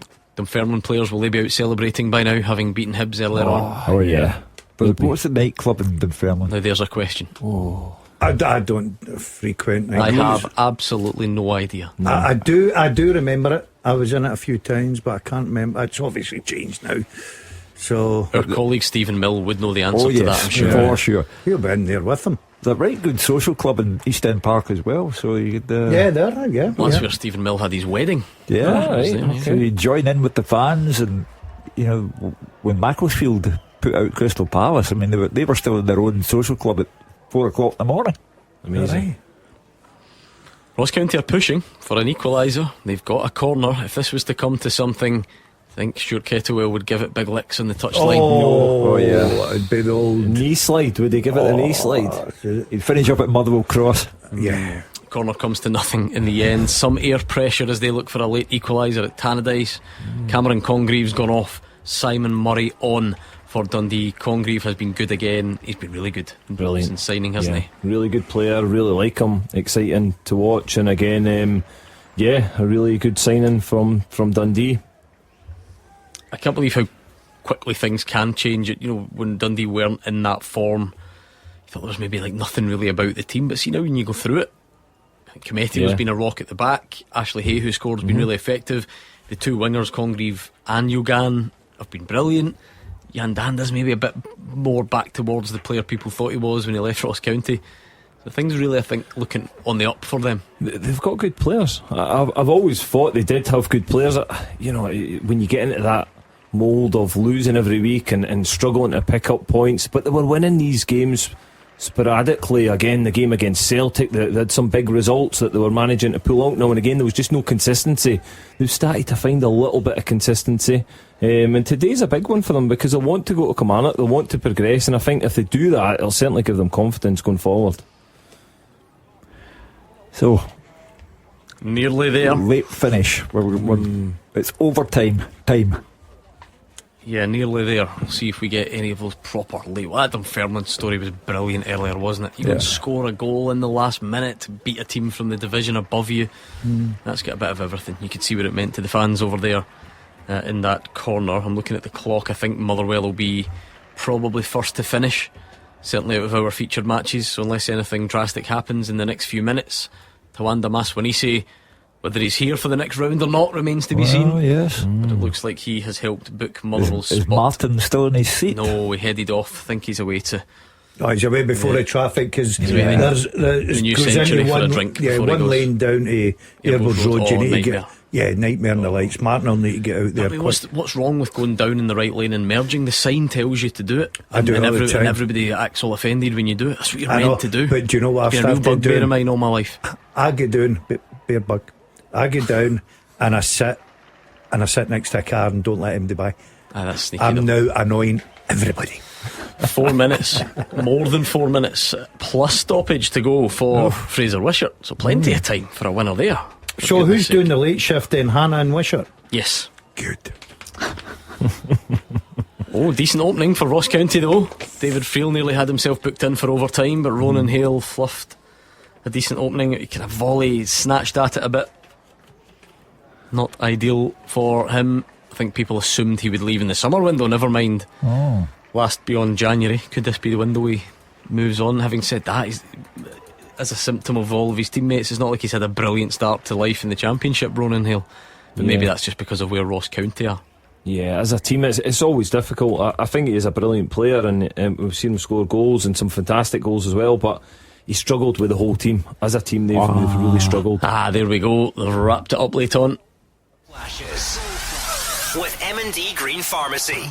Partick Thistle 3, Montrose 1. Rico Diak was on loan out earlier in the season, been brought back by Mark Wilson, and he has scored at the end to make it Partick Thistle 3, Montrose 1. They will go through for sure. Maswanisi's fired one wide for Motherwell. They look like they'll go through. They're nearly done. 3 added at Livy. Unless something happens there, Livy St Mirren is heading the distance. No distance required at Fir Park. Motherwell are through. David Friel. Yeah, full time. Gordon Motherwell 1, Ross County 0. What was Celtic manager Martin O'Neill doing at Fir Park this afternoon? That's a question on everybody's lips. I'm sure we'll get the answer to that at some point. But if he was watching Tawanda Maswanise, as we are guessing he was, then he will have been impressed. Motherwell striker now in 16 goals for club and country this season. He get the winner against County. He could have scored another couple, and you just wonder if Celtic will be tempted into an offer for the 23-year-old after Martin O'Neill's spying mission here. Maswanise's usual lively self. Motherwell got the job done. County were organised. They carried a threat. They did have chances late on, but it's Motherwell into the last 16. Jordan White headed wide for County before Maswanise almost made it 1-0 in the first half. Cullen shot. Alec Jakabiti cleared it off the line. Callum Slattery had an effort. Ibrahim Said had an effort. Maswanise then came into his own in the second half. He was twice denied by Trevor Carson before he scored the winner in 62 minutes. Callum Slattery's shot probably going wide. Maswanise playing central. diverted that into the bottom corner past Carson. Motherwell held on pressure, they searched for that second goal, it didn't come. County also had a late flurry. Ronan Hale was twice denied by Matty Conley. Should definitely have done better with one of them. Then the young Motherwell keeper made an even better stop from Kieran Phillips. It looked in all the way, but he clawed it away from the top corner. Motherwell could have added a second right at the death row Mass when he said, but he didn't need it. He held on for the win to claim a deserved place in the last 16. Full time, Motherwell 1, Ross County 0. Oh, there's a late goal at Tannadice. Is it an equaliser for Ayr to send the game to extra time, or is it the one that wraps it up for Dundee United? Goal flashes with M&D Green Pharmacy. It's for Dundee United. They'll go through. United 2, Ayr 0. Pan Kamara, 89 minutes gone, and that will be that. Scott Brown might have won it 6 times as a player. He's heading out as a manager. Jim Goodwin is heading through. A mystery man on the Livy bench has just been shown a yellow card. Will we take friendly bets who it might be? Oh, love that. I was going to say please gamble responsibly, but it's not gambling when it's a stick on, is it? You know, I think everybody knows that Big Marv's probably done something silly, so be interesting to know what he's been up to. He usually kicks the ball on the pitch to waste time, but he can't do that at one each. No. Maybe got a little bit aggressive, do you think? Well, he's got that in his locker. Yeah. Who saw the Masters? Oh, the Scottish Cup always gives you late drama. Listen to this. Goal flashes with M&D Green Pharmacy. The away end at Rugby Park erupts because Dundee have scored, and it is Dre Wright. No less than they deserved, according to Fraser Wishart. He said they've been the better team throughout. Dom Thompson, though, had put Kilmarnock in front. Ashley Hay equalised, and there is Dre Wright into an empty net. And listen to this, Cammy Bell. Kilmarnock have had goalkeeping issues all season. Max Stryek out. Eddie Beach come in, would not do. Oluwayemi come in, would not do. Kellaroos has been signed. He's dropped a high ball, and Dre Wright has scored. It's full time for Roger Hanna, and the back shift begins. Roger.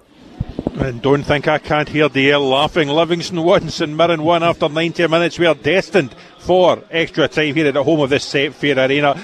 St Mirren took the lead inside 3 minutes. Great play down the right hand side by Jaden Richardson. He knocked the ball to the back post, and it was a tap in for Roland Idowu. But it was a really good response by Livingston. They were level after 11 minutes. A first goal for the Lions for Scott Arfield. It's actually been a really good cup tie. Both sides have gone for it. There were chances in the second half. Richardson again for St Mirren, firing across the face of goal from a really tight angle. It looked for a moment as if it was going to creep in. At the other end, Robbie Muirhead twice went close. Once with a header that was well saved by Jamal George, and once with a curler from 20 yards. It just flew narrowly over the top. It really is anyone's to go play for in this extra time period. Don't be surprised if we go to penalties. And of course, they have to do it all again here in the league on Tuesday night. After 90, it's Livingston 1, St Mirren 1. Well, that one is going to go on. It'll be a nervy finish. There we have a full time. Not quite yet, actually. Oh, Kellaroos is up for the corner, I think, trying to make amends for Kilmarnock up the other end, because his mistake helped Dundee take a 2-1 lead in the 91st minute. Still a couple of minutes to go in that one. It's not done just yet. Dundee United, I told you, it looked like they had wrapped it up a few moments ago. Motherwell already through. We'll keep an eye on everything else as it comes in. The full-time whistles will be starting to go elsewhere. Partick Thistle are going to go through. Elgin are definitely through. They've gone down to Camelin Juniors and won by 3-1. So Elgin City through on that one. Anything else to tell you about full-time whistle-wise? Thistle are through. Stenhouse Muir, arguably result of the day, 4-0 against the Morton team from the division above them. Kelty and Cove, they're going to extra time. Airdrie and Arbroath are going to extra time, as are Spartans and Inverness. Oh my goodness, it goes from bad to worse for Kilmarnock. Oh no. What's happened now? Lewis Mayo has been sent off, a straight red card for denying an obvious goal scoring opportunity. A bizarre decision, says Fraser. Neil McCann's booked in the aftermath, but of course no VAR, so can't check it to overturn it, and that red card will have to stand. Kellaroos had gone up for the corner. Was that from that incident? I actually don't know if it was directly from that corner or not. Maybe he was chasing back, but there will be no VAR reprieve for Lewis Mayo. You know, they sometimes hang around the touchline. Yeah. See if they get waved back on, he'll need to go straight down that tunnel, and his team are heading out of the Scottish Cup as well. Disastrous 5 minutes for Kilmarnock there. Yeah, it really has gone from bad to worse. But to be fair, Dundee have deserved it, according to Fraser Wishart. It was from that incident, by the way. Kellaroos, the goalie's chasing back. Oh no. Hugh. Oh my word. Full time, Fraser Wishart. What an afternoon. I said before the game, these two clubs might not have wanted to play against each other because they see each other in the league so often, but fantastic game of football, mainly because Dundee were terrific on the ball, and it looked like we were going to extra time, and that would have been unfair on Dundee. They played very well. Only the one goal to show for their domination before a clanger by Keller Roos allowed Dre Wright to score the winner against a team that ended up with 9 men in Kilmarnock, 2 players sent off. So everything happening here. Terrific game to watch. Dundee dominated the first half. They wondered how they didn't score in the early stage. A number of great chances. Tony again. Yogani saw his shot beat Roos. Brilliant clearance off the line by Shilta Brown. Immediately a corner came into the front post. Ashley Hay got his head to the ball and it hit the post and bar. But Kelly weathered that storm and opened the scoring to a brilliant goal. Perhaps even goal of the weekend. David Watson drilled the corner to the edge of the box. Dom Thompson standing 25 yards out, ran in, and he struck the volley with his left foot sweet, low, hit both posts into the net. Keeper absolutely no chance. A brilliant strike. The Dundee fans are wondering how they were behind at the break, and Neil McCann I think knew his team had to do better. Brought on Mackenzie for Shoning Larson, who had a tough time against Cameron Congreve, but the direction of the game for the second half continued towards the Kelly goal. Ashley Hay hit the bar again from another Danda cross with a header at the front post. Danda then for a free kick. Good save by Keller Roos, and the midfield player then put a lovely pass inside to Cameron Congreve, who was cutting inside. His low curling shot beat the goalkeeper, beat the post inches wide as Roos just walked to go by. He's getting nervy for the Kelly fans. Dundee looking likely to equalise. A Rivera attack on the break. Watson's fed Dackers. His low shot was pushed away by McCracken, but after that it was all Dundee. Stephen Presley sent on Charlie Riley, so virtually a front three with Danda and Riley in behind, and immediately got the equaliser, and it was Riley that was involved. Lovely low pass set up Ashley, and this time the striker hit the bar twice, scored with an excellent shot high into the net. Kelly reacted quite well, and they realised they just couldn't defend. Tiffany just wide the 20-yard shot, but in the 79th minute a huge blow for Kilmarnock. Young midfield player Jack Thompson sent off 2 yellow cards, the second for a foul on Tony again, and he just couldn't complain about that. Riley had made the difference, so 2 shots in quick succession. Second cleared off the line, and just as I thought we were heading to extra time, a deserved winner. First minute stoppage time. A Danda cross was deflected high into the air. Keller Roos came for it 6 yards out. He should have gathered the ball, but he dropped the ball under pressure, and Dre Wright just rolled the ball into the empty net. And there's more to come. Roos was up for a corner, and as Dundee broke, the ball got played through to Danda. He was going away from goal, and Lewis Mayo did foul him, but the referee, I thought it was a bizarre decision, gave a red card for denying a goal scoring opportunity. But to be honest with you, that just about summed up Kilmarnock's day, and I think you have to think that it's going to be a long season for Kilmarnock. They have the league to focus on, but Dundee there into the next round of the Cup, thoroughly deserved. Excellent football performance by Stephen Presley's side. Full time at Rugby Park. Kilmarnock 1, Dundee 2. There's an interesting goal scorer from the English Premier League in the last minute drama. Spurs 1, West Ham 2. Callum Wilson on 93 minutes. He's had a few mentions this week on this show. Let's go Dave Galloway. It's finished at Tannadice. Yes, Gordon. Dundee United 2, Ayr United 0. Ayr threatened first in this one. Good work by Roos, who fed Dowds 25 yards out, and he turned and shot Richards, turning the ball behind. The Terrors responded with Graham's lob landing on top of the net following a corner kick, and they carved out another chance with a long ball. Sapsford cut inside and Russell parried his shot. Dundee United looking the more dangerous, and Stevenson from outside the box let fly after neat build-up play from Sibbald and Sapsford. His shot going just past the top left-hand corner. The hosts with the early pressure after the interval.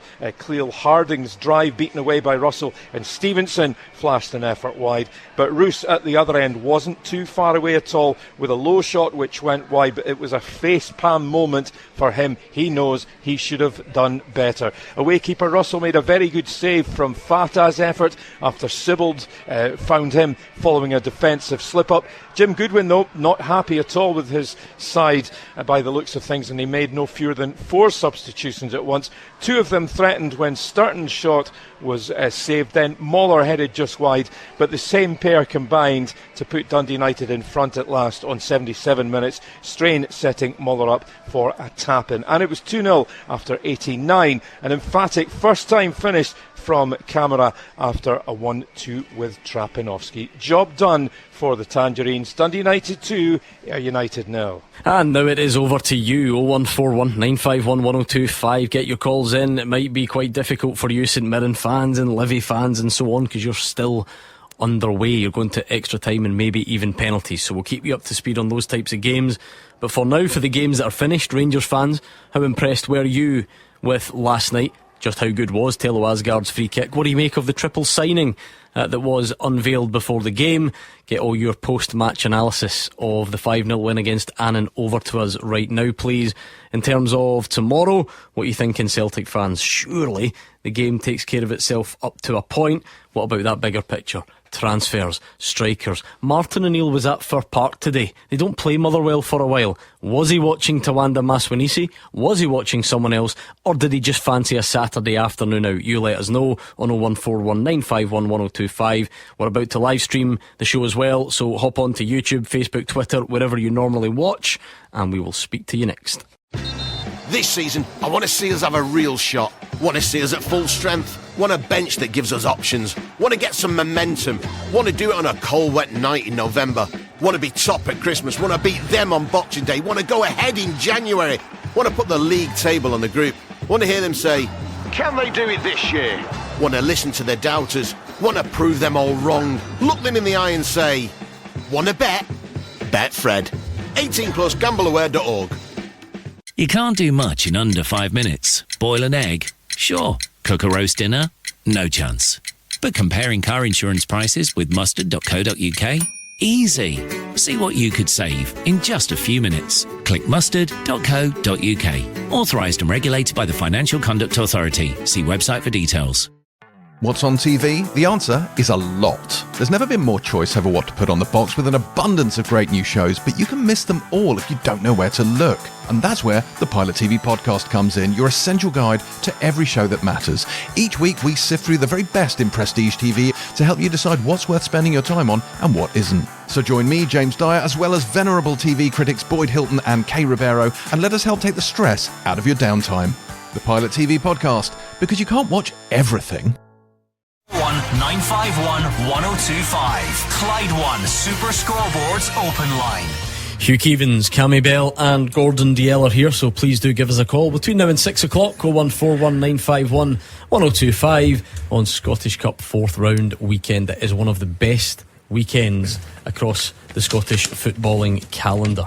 There's been a lot of high drama already. Of course, the weekend started last night when Rangers cruised to a 5-0 win against Annan Athletic.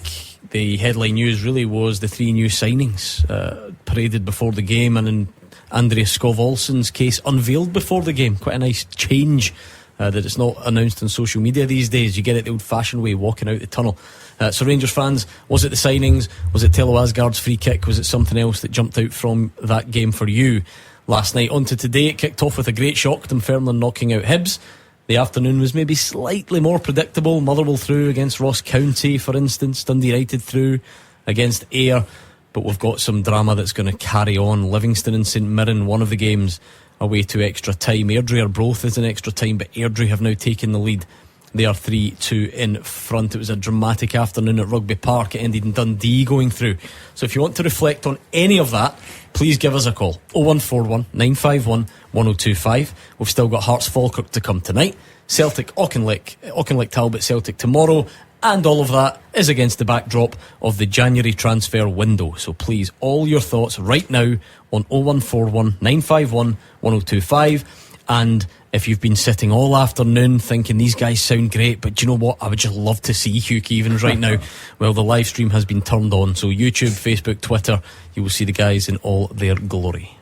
I think last night, with respect to Annan, Rangers scoring 5 goals against a team from 3 divisions beneath them is not the story. Miovski is a good story, a hat-trick. The Asgard free kick would have graced any football ground in any competition. However, for me, the real story was 3 big money signings, carefully stage managed presentation, and Rangers' way of saying, watch us go in the latter part of this season. And then on to today, Cammy Bell, you're guaranteed storylines at this stage of the Scottish Cup. There's too many games with too many threads running through them, but loads to pick over so far. Yeah, loads, and again it started off with that big win from Dunfermline against Hibs, which is a big shock, and it's certainly one that Hibs will be looking at. They wanted to do well in the Scottish Cup. They probably looked at the Scottish Cup as an opportunity to go in and winning something this season. They've been knocked out, but brilliant from Neil Lennon and his team And then you touch on another couple of results. I think it's a big result for Dundee, especially when they were behind at Rugby Park and in Kilmarnock, to come on back and win 2-1. I think it's really significant, and they're starting to get a little bit of momentum, Dundee. Yeah, I think cup football is brilliant, Gordon. You always look for the shocks. We certainly got one early on with Dunfermline beating Hibs. You look at Stenhouse-Muir, 4-0 winners over Morton. Incredible result. A lot of people did fancy that as a shock, but certainly not 4. You look at Livingston St Mirren, 2 of them need a result. We're now into extra time. Teams run other teams close. Ayr United went up and performed very well. Tannadice, Ross County performed very well against an informed Motherwell team as well. We're looking forward to Hearts Falkirk tonight. Absolute cracker. One or two of the boys fancy Falkirk against the league leaders. So it just shows you it's all about Scottish football. And Martin O'Neill was at Fir Park today, which has caused a big online rumour that maybe he was looking at Tawanda Mass when he said maybe he just wanted a Saturday afternoon out, but it's the January window. Who are we to put a dampener on any speculation, Hugh Keevins? I think that if you are Martin O'Neill and you're halfway through the transfer window and you're involved in a race against time, you're not at a football match just to pass your afternoon, because if that was the case, you'd be better off staying at Lennoxtown with Sean Maloney for company. But he might not be there either, and he's up here, and I'm assuming his family's still down south. Maybe he just wanted to go and see the best footballing team in the country. But he has to spend his every waking hour when he's not coaching the players. He and Sean Maloney have to be trying to source players for Celtic. He's not out for an afternoon in North Lanarkshire. He's about his business. I think if he was looking at players this afternoon, would it not be in his interest to go through to Dunfermline where everybody's talking about the Hibs striker? I think he's rejected Bowie. I don't think Bowie is worth the £6 million that is speculated over. And the Hibs haven't come out and said we want $6 million, but yeah, I don't think he's worth that money. Let me watch that one on TV though on your way to Fir Park. Yeah, he's caught both of them. I've got to say, I totally agree with you there. As much as I think Bowie's a very good talent, I'd never be paying $6 million for him. But look, I look at the fixture list today. Are there anybody in that fixture list, no teams that would be on Martin O'Neill's radar for Celtic? Motherwell, I've got one or two players that obviously are catching the eye. Maswanisi up front, goal scoring. I've said it, and I think everybody agrees. Probably in the transfer window, they need 2 strikers. Could he be one as well? Well, nothing like a good bit of speculation during January. 01419511025. We've got good games to look back on, though. Games to look forward to, and games that are still underway. I'm thinking in terms of the Premiership teams. Livy St Mirren potentially heading to penalties. So it'll be a nervy finish to this one. Yeah, and it's one that probably before the game starts, you know it's going to be a tight affair. 2 teams that are struggling for a result, but again, they're away from that league form. It gives them the opportunity. It started ever so well for St Mirren, that early goal, and it looks as if they'd got the reaction from Stephen Robinson's strong words midweek. But then Livingston reacted. David Martindale's got them firing, and they're still in the game. So, listen, that certainly wouldn't surprise me if it goes all the way to penalties. 01419511025. Graham is a Rangers fan. They were the first team through with a 5-0 win against Annan Athletic last night. What made you call this evening, Graham? I watched the game last night, and the 3 signings look really good. On paper they're good, but we've paid a lot of money for Chermiti and it's not been great. But I think Danny Rowe's not done much wrong, but I think he should really reconsider putting Curtis out on loan and keeping Kasama. I know playing Ireland doesn't make you a great player, but no playing well against him maybe show that you're not as good as you think you are. Kasama for me is a miss, and I would keep Curtis and get money for Kasama. Wondered what the panel. I agree. Yeah. Do you? Mm-hmm. I totally agree with that. What? I would keep Finlay Curtis. So would I. And Kasama, I think. Seriously? Yeah, mate, I like Finlay Curtis. I think every time I've seen him, I think he's been excellent. He's got that about him. I like the fact, see when he changed over to. Look, let's not get carried away. It's Annan they're playing at Ibrox, right? So you're expecting big performances. But Kasama, to me, he just floats in and out. If you're asking me who I would keep out of the 2, I would keep Finlay Curtis. I would keep both. I would not go along with Graham's theory that you just get rid of Kasama. I think he is a talent. He may have failed to shine last night, but he is a talent, as is young Finlay Curtis. I would keep both. There are plenty of others you could ship out because I suppose in the wide areas though, Andrei Skov-Olsen's coming in, isn't he? So that now maybe becomes a bit more congested. That department. they've got a lot in that department. They've got a lot to pick from. I do agree with look, if you look at the Rangers squad just now, they're carrying a lot of players now. With the introduction of the 3 players last night, they're carrying a big first team squad. They need to unload a few players.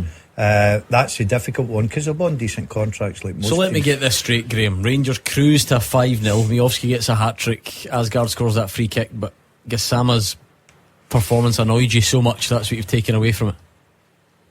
No, Curtis's performance impressed me. Fair enough. Rather than a glass half full answer, I like it. I think when you look at Graham, when you watched the game last night, I was at the game and I was really impressed by Finlay Curtis, and again he actually fitted in at left back at one point. He moved into that left back when Magoma came off, and he just fitted in there normally, and I just think he's got so much quality. I think his drive, he's only 19-year-old, we need to remember this, he's came through the system, so I think it's so important. Very quickly, Roger Hanna, just because we're going to have to strike fast, Livy St Mirren half time and extra time, are we any closer to a winner? We are not, Gordon. Still Livy, one St Mirren, one. Chances at either end in extra time. St Mirren started rightly, Roland Dowu and Killian Phillips both at sights of goal, but perhaps the best chances have both fallen to Livingston substitute Christian Montano, and they were both off target. We're going all the way and maybe to penalty kicks. At half time and extra time, Livy won, Saints won. Once you've made it this far here as well, going to penalties now, aren't you? Yeah, it's the excitement of an It's amazing Montano, who scored 2 goals against Celtic and 2 crackers. He's missed the 2 chances. Back to you, Graham, on the phones. You responded very well there, saying about, it's more about Curtis rather than Gassama, but you must really not be convinced by Gassama then, if you think, called him a myth at some point, did you? Aye, I can't even remember the last time he had a right good game. He said there's flashes in games, and if you get money from him, you should go and get. I think Curtis is a better player actually. Do you trust Danny Rowe? Absolutely, that's what I'm saying. But maybe a wee bit of more thought in it, and just get rid of Gassama and keep Curtis. I think Danny Rose has earned your trust, and I don't think he would have any intention of getting rid of Gassama. Maybe the thing is, get rid is quite strong. No. What does that mean? You're selling him for money, then it becomes a different question. He hasn't always played under Danny Rule. No. It's not like he has a sort of first name on that. I think Graham's right. I would agree with Graham. I think there is a player in him, right? But I think he certainly doesn't deliver consistently. And even within games, he's not consistent. He'll show a flash, as Graham said there. Good second half against Motherwell, wasn't he? Yeah, I remember that. Yeah, but again, it's not consistent enough for me. For when you're a Rangers player, and I get wingers are inconsistent, but you've got to show a little bit more.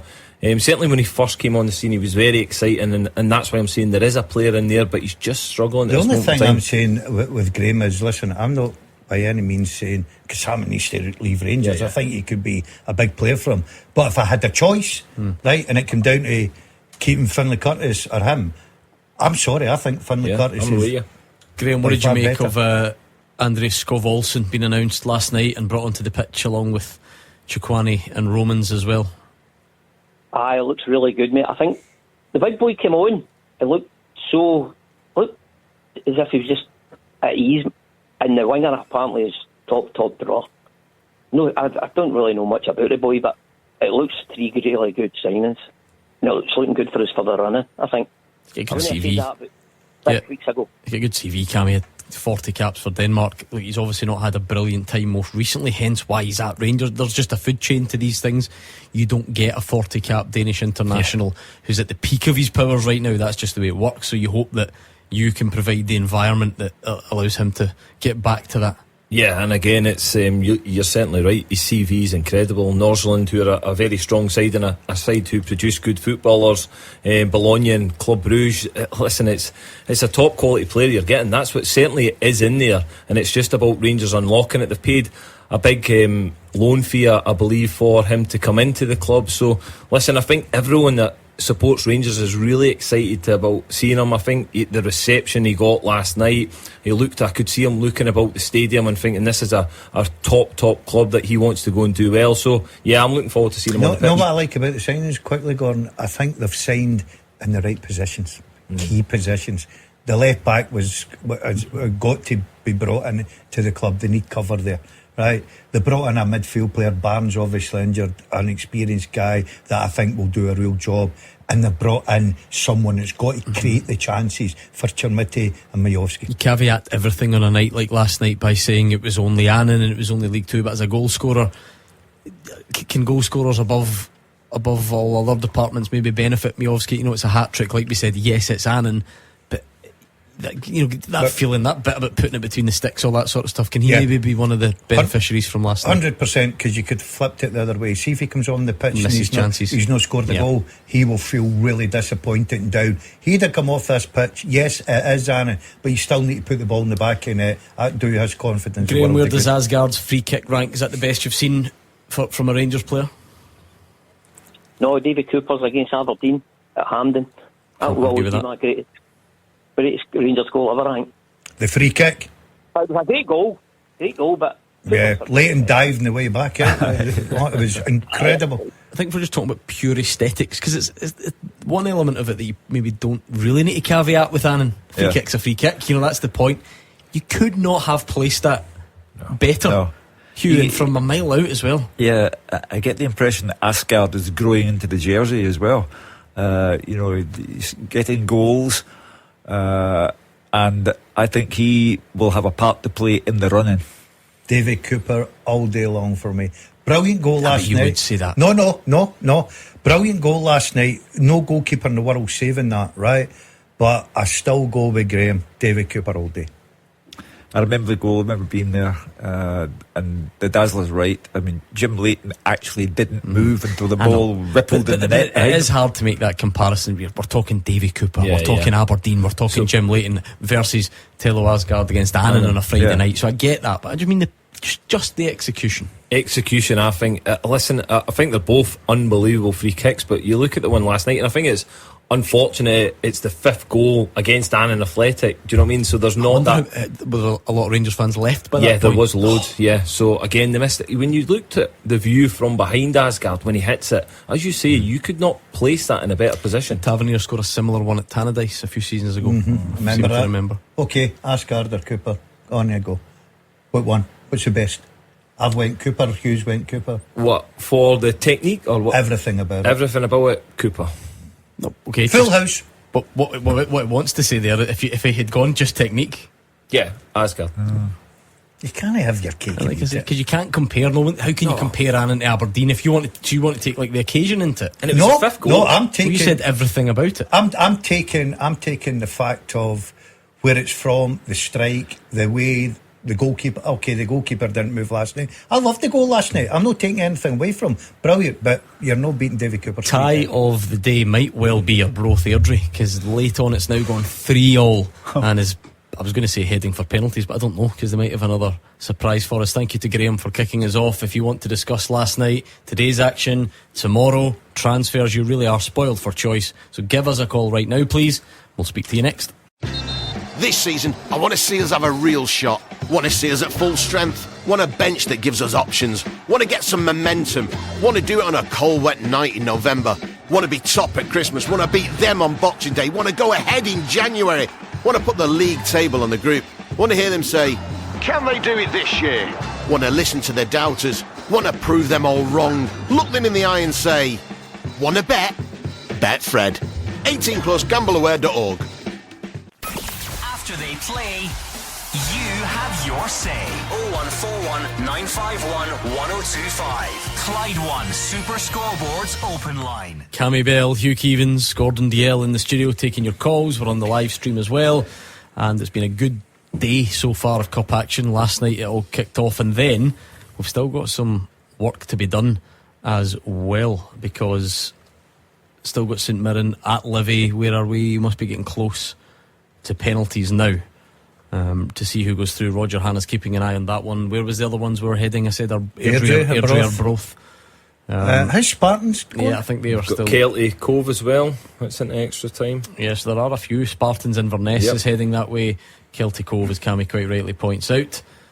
So a fair bit to get through. Maybe we've had our shocks. We've had Dunfermline beating Hibs, and a brilliant result for Stenhousemuir knocking out Morton 4-0 at home. So we'll have a wee. Just a word of praise for Stephen Presley in the passing, because he wasn't wanted by Dundee fans when he took the manager's job, but he's got them away from the relegation trouble momentarily. He's got a great cup result today, and the performances are good. They ought to have done better against Hearts last weekend, and they were denied, of course, by the save of saves right at the death. But Stephen Presley has, if there was an award at the halfway stage of a season for the man who's won over the crowd who were against him, he'd win it. I don't like to spoil Monday night's show and the big awards that we give out at the start, Cammy Bell, but we talk about goal of the weekend and all that stuff. When we get to howler of the weekend, though, the goal that Dundee score to win it, the howler that Kilmarnock produce in that moment is going to take some beating. Kellerus, the new goalkeeper, Robbie Dees, share the blame amongst them, but it is horrific. Yeah, it's truly shocking. And again, Kilmarnock have had their goalkeeping problems. We all know about that this season. That's really hurt them. They've brought in a new goalkeeper in Roos who knows the league and understands the quality that's expected. And it's just a simple high ball into the box, especially so late in the game. You've got to take command as a goalkeeper. Him and the defender go and challenge each other with no striker near them, make a real mess of it, and the ball just breaks to the Dundee player, and he just puts it in the back of it. Who are you blaming, Cammy? The goalie's got to take a huge amount of blame for me, because I think he's got to be very vocal, in complete command that I'm coming. And see, to be honest, even if Robbie Dees has jumped for it, take him out, go and take the ball, whoever's there, act as if that's a striker challenging you, take the ball, catch the ball cleanly. So he's got your to teammate out. Yeah, and there's nothing wrong with that. Like, you've got to, in that moment, in that situation in the game, you've got to make sure you get the ball. Hugh is a Motherwell fan. I think David Friel had Motherwell down as Scottish Cup winners at 2:05 this afternoon. They beat Ross County by 1-0. How was it, Hugh? Good evening, guys. How are we? Good, thanks. Good. Yeah, it was a pretty average game, really. Motherwell totally dominated it. I know Ross County had a couple of shots, but apart from those couple of shots, they've done really absolutely nothing. They will get football banned and cancelled tomorrow. That was absolutely atrocious. They were wasting time after 17-18 minutes.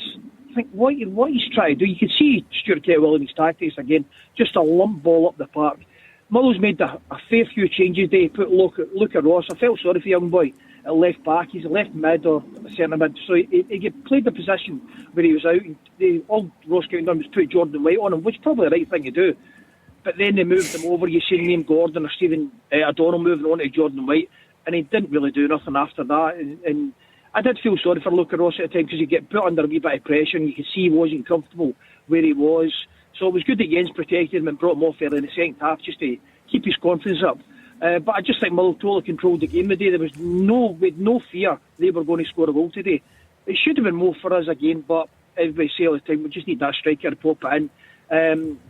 And you see if they get what you think about it. If obviously, I don't know who was at the game reporting for us, I don't know who that was, and see what they obviously say. Yeah, I think your assessment of the game sounds fair. It's funny that let's talk about strikers, because people keep saying Motherwell need a striker, but you've got one that's got 15-16 goals, and you might not be aware of this if you've been at the game, Hugh, but because Martin O'Neill was there watching, people are thinking, well, they don't play Celtic anytime soon, Motherwell. What's he doing there? Celtic need a striker. He must be watching Tawanda Maswanisi. Is that a theory you could see? Yeah, you possibly could, but then if he goes for Maswanisi, he's cup tied. So, does he really want to go and win a cup? Then he can't play a striker. He's got a league to win, though. That he brings it. Yeah, I understand you, but I don't actually think he will go for Maswanisi. I don't think that's a sort of Martin Neal type of striker. If you think when he had Larson, he had Hearts and Sutton, it's not. Maswanisi is not his sort of striker, what he sort of likes. And again, he's only here at the summer, so is he bringing a striker in for another manager to come in and make a difference? So you don't. It's very difficult for him. Maybe he's just take a game in. Is it? No. I understand that this is Hugh arguing with Hugh now, which is good. Hugh. But I don't think Hugh that he's in a position where he just takes in a game. He's got 14 or 15 days of the transfer window left. Celtic's need up front is very, very obvious. Martin O'Neill last weekend said there would be, and I quote him, serious trouble if Celtic didn't get someone in soon. So I don't think he just goes to North Lanarkshire just to watch the game. He's there on a mission. What do you think, Gordon? Because we spoke about this a bit earlier. I can see where Hugh's coming from. Is Maswanisi going to be like a classic Celtic number 9 in a Martin O'Neill team? No. Like, under normal circumstances, possibly not, right? Mm-hmm. But Martin O'Neill said yesterday it might not just be one striker he's looking for. 100%. So can you then see Maswanisi going in as that second one? And by the way, what's the other weak position in the Celtic team? Wide. It's wide off the right. That's actually where Maswanisi plays. Just as, you know, he's laterally kind of come through the middle, but he plays off the right hand side. Secondly, if they are struggling as much as it looks like they are in this transfer window, and it is becoming so difficult, and they can't get this guy and can't get that guy, and there's a big question mark over your recruitment process, maybe you do just look on your own doorstep. Because, well, Hugh can jump in on this, I don't know what Motherwell could command, but I don't think it would be huge, just because he's got it's a year left. He's got a year and a half left. You know, Motherwell did well on Lennon Miller and that sort of thing, but I don't think Motherwell could make it ludicrously difficult if that was a player Celtic had identified. So personally, hope it doesn't happen. Yeah. But professionally, I now, as the afternoon's gone on, don't think it's as unrealistic as I maybe did earlier. I'm sort of siding with Hugh slightly here. I think Martin O'Neill Which does. Hugh though? It's Hugh on Hugh. The old one over on the right. I think Martin O'Neill was there to run the eye over one or two players, and Maswanisi certainly comes into that category, because I think you're right. I think he'll look at him. I don't think he's looking at him as his number one striker, but I think you make a great case if you're going to look for players just now. It's brilliant that they can play 2 or 3 positions and play them very well. Positions that you're desperate for a strengthen. So look, and let's be honest, if the Celtic manager's in the stand watching you, and if he is watching you, what's the best thing to do to catch his eye? Score a goal. He's gone to use the evidence of his own eyes. He speaks all the time about the number of phone calls he has to make per day, he and Sean and Mark Fotheringham. He's gone, I think, to gather the evidence of his own eyes, and whether it's Maswanisi or anyone else, and he will have left the ground having formed an impression. To Hugh on the line though, Hugh, maybe it was a masterstroke keeping Elijah just on the bench from the start, because we need to try and keep him a secret a bit more, do we not? Yeah, well, definitely. Just for the point from Maswanisi, the value, personally, I know he's up to 2027 and the club's got another option of a year, but if Hibs want 6 million for Bowie, we've got to go looking at 2.5, 3 for Maswanisi. Without a shout. I thought you were going to say 6 there, Hugh. I was going to fall off. I'm realistic. Yeah, and that was kind of my point, Hugh. That was my point. Celtic could offer 2.5, couldn't they? And Motherwell would take that for him, wouldn't they? Oh, I think so, but you know how Celtic stackers have been over the years. They didn't offer enough for John McGinn. He left. Oh, don't start your namesake. Just get excited there. It's his favourite topic. They have got previous for trying to undercut, trying to get people in. I mean, what was the thing with John McGinn? A couple of 100,000 they would put up for him, and he's gone after it. So this is the sort of thing. Motherwell's going to be strong with the money, because yes, we've got the money for Lennon Miller, and that's in the bank. So we don't physically need to say $1.5 million. Okay, we'll sell you. We can say no, we're not. It's not taking $1.5 million, because he's up to 2027 and the further year. If he keeps on, we'll give him his further year. So that's there for us. We're probably in power more than what Celtic are at this moment in time. Whether Maswanisi or any other player is involved. Quickly, we're now talking transfer fees, because Martin Neal rocked up at Park this afternoon. But Celtic are approaching the most pivotal game of their season in terms of the league. They've got Hearts at Tynecastle a week tomorrow. They must have someone in. We're in a similar situation to Kairat Almaty in the Champions League, where we spent all our time in this programme saying they must sign somebody before that, and on it went. Hearts might be Celtic's last chance of the league. It is going to penalties between Livy and St Mirren. Brilliant. We'll keep an eye on it. Cammy Bell, what have you got for us on that? I think you had something to add. Yeah, no, I was going to say Maswanisi, when you look at the profile of the player, I think he fits in for Celtic with regards to his age. Again, what 23. Hugh's saying on the phone that he's got a year option. That's interesting because, again, is that a year option for the club or the player? Because I've seen it on both parties.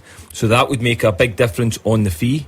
Because if it's an option on the player's point of view, then he could decide not to take that option up, which would obviously I think it will be the club's side. Do yeah. you know more than me, Hugh? Sheena's got it. The club's got the option.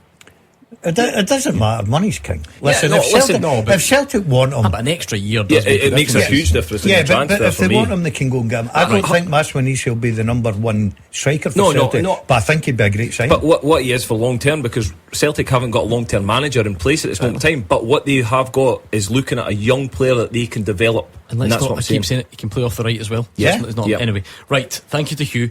Jens Bertolascu's been asked about it. I'll give you the answer, but we're in the midst of a penalty shootout. Jeremy Bokila, the experienced striker for Livy, steps up first and hits it over the bar. Oh dear, that's not ideal.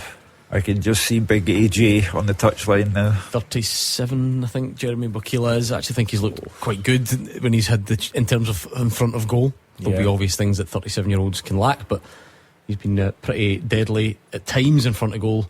Evan Mooney now steps up for St Mirren. That's big responsibility in a young man to go first for St Mirren. He scores, so we are level there. I'm just going to try and keep you up to speed on them all. Hopefully take them a bit quicker than that long walk. Well, I'll quickly give you Jens Bertolascu on the interest in Maswinishi. Let's do it. Look, there has been interest in our players already in the summer window because they could see them early in the season doing really well, and that interest has been growing and will hopefully grow until we find the right moment with the player and us to move them on. And that moment is not now. We're halfway through the season, a fantastic season so far, but still with room for improvement, and that's what we're going to chase with everyone who is important and who has been important in this part of the season. So that's the plan. So you're confident you can keep Toanda regardless? No, we can't keep him forever, and we shouldn't keep him forever. But there's no plan of anyone of our players moving on now, and there has been no one coming with a big wish on that. On the contrary, everyone is really committed and excited about what we're doing, and that's the track we're taking. There's no plan until you get an offer. Exactly. We'll need to get back to that. So Ryan McGowan scored for Livy. Marcus Fraser scored for St Mirren. So St Mirren have the advantage because remember Jeremy Bokila missed first in that shootout. An all Premiership tie, both having a difficult league season. Both could really be doing with cup progression to cheer the fans up. So let's see how it goes. Mamadou Sissoko now scores as well. So Livy need something. They need a miss here at some stage soon for St Mirren. Marcus Fraser back amongst the goals after missing one at Ibrox recently. You just wonder if that Jeremy Bokila one missing first, if that's going to just be the only one that comes back to haunt them come the end of the shootout. Bit of pressure on the next St Mirren taker because they know that this next one goes in. You fire all that pressure back on the Livy players. Who's up? It's Liam Donnelly, a good penalty taker. Took a few when he was at Motherwell. He has scored as well. So we're heading for a St Mirren progression unless something gives. It's been a long afternoon for everyone involved, including Roger Hanna, who's reporting at the game. But let's see how it ends. Are we going to get some even late drama within the shootout if we can get a St Mirren miss in the next penalty or two? Liam Donnelly, the last one to take, he scored there. The only guilty party so far, Jeremy Bokila, and he missed over the bar as well. Nah, it's poor. He'll be feeling it. He'll be hoping somebody else misses. Yeah, I think so. Either way, we'll go to Roger Hanna as soon as the final full-time whistle blows. Just seen Kelty Hearts, they progressed in the penalty shootout. The Kelty win against Cove on penalties. How's Airdrie doing, Gordon? Tete Yengi's been saved as well, so it looks very much like St Mirren. Ta-ta. Are going to be the team heading through, and we'll get to Roger Hanna in just a second. Did any of the others go to penalties? Is that the only one? Yes, Airdrie's in penalties. Spartans is underway at the moment. I think Spartans have taken an early advantage in the shootout. Richard King steps up to win it for St Mirren, and he is taking his time. A bit of tension in there. I've got a cushion though. Yeah, cushion, no pressure. Not a huge amount of pressure. Could certainly be worse. Richard King's going to take the spot kick to try and win it for St Mirren. The League Cup winners, of course, having a miserable time in the league. The players made a fool of Stephen Robinson, apparently, the other night. Made him look stupid, I think was the quote. Well, let's see if they can get back to winning ways. Oh, that's saved as well. Oh, drama. Yeah, there is a bit of drama. Well, Livy need to score this one, though, or it is all over. Who is it, Marv? Imagine him with those big luminous trainers that he wears. He's on a yellow, isn't he? He's on a yellow. Running up his Crocs on. I remember he told the story about he was at Hibs and it went to penalties and he made a young boy go because he got all the way down the line. He didn't want to take it, so he made one of the young boys take it and they missed and went out. And Big Marv blamed him. Stevie May goal. So back to St Mirren, and again going to have to score to win it. But if they miss, then this is a wee bit pressure. I quite like the tension of this. Yeah, it's not even there. Can't even see Wonder it. who's taking it. Do we know? Yeah, we're about to. Roger Hannah will keep us well informed. Stephen Robinson. Malik Dykesteel, one of the summer signings, who hasn't really played quite as much as the rest. Bit of pressure. Yeah, real pressure. Although I've got, did he take one? They went to penalties in the shootout at Rugby Park, didn't they? Yeah, he was the one that got the winner, I think. At Rugby Park to send them through, and then they beat Motherwell and so on. The Livy goalie will have it in the water bottle where he went. Goal, and that is it. Is my arithmetic right? Is that yes, it? Is it done? That's through. Right, come on then, Roger Hannah. Yes, St Mirren are through to the last 16 of the Scottish Cup. Malik Dykesteel, the shootout hero. They won 4-3 on spot kicks after a 1-1 draw. They led from the 3rd minute. Roland Dowu scoring early on, but Scott Arfield equalised as early as the 11th minute. There were great chances at either end, both in normal time and in extra time to win it, but it went all the way to the shootout. Jeremy Bakila missing the first penalty high over the bar. Evan Mooney, Ryan McGowan, Marcus Fraser, Moses Soho, Liam Donnelly all scored before Teti Yengi had his spot kick saved by former Livy goalkeeper Shamal George. Richard King stood up to win it. He was then denied by Jerome Prior. Stevie May got Livingston back in it, but it was Malik Dykesteel, the Saints sub, the hero of the League Cup shootout earlier in the season, who stood up and smashed the ball home to win the shootout. Livy still waiting for their first win since August the 9th, but the Premier Sports Cup winners are one step closer to a return to Hampden. Livy won, Saints won, but Saints won it in spot kicks. Well done to St Mirren. They are through as well. Any of the other penalty shootouts finished? Let me just double check for you. Airdrie and Arbroath were heading into penalties as well. Is that still ongoing? I think Spartans are through in that other game, so well done to Spartans, knocking out Inverness Cally Thistle at 4-2 on penalties. And I think that leaves us the only remaining game is that Airdrie Arbroath. 3-3 went to penalties, and I think it's still in the balance there as well. I'll let you know in a second. 01419511025. Give us a call right now and we'll speak to you next. It's Clyde One Super Scoreboard's open line 0141 951 1025. A day of high drama in the Scottish Cup. It's only just ending because St Mirren have won on penalties to get past Livingston. Kilmarnock went out at home to Dundee. Let's hear from a frustrated Neil McCann.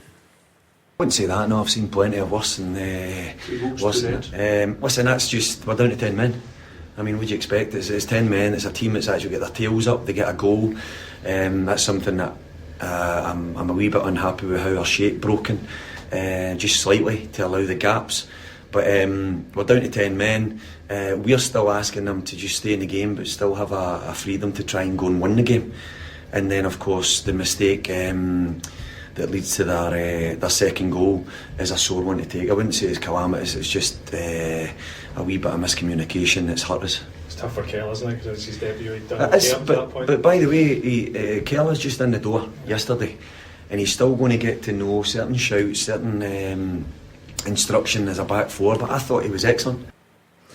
Well, the only thing you can say is that it focuses the mind, because Neil McCann has a job to keep Kilmarnock in the division, and that's purely and simply the target now from now until May. The cup disappointment will eventually dissipate. He has to win league matches now, has to avoid the playoffs or, heaven forbid, automatic relegation. I'm not going to argue too much about the words. Get Neil McCann's a Kelly manager and he's want to protect him to a point and say it's just a miscommunication, which it is.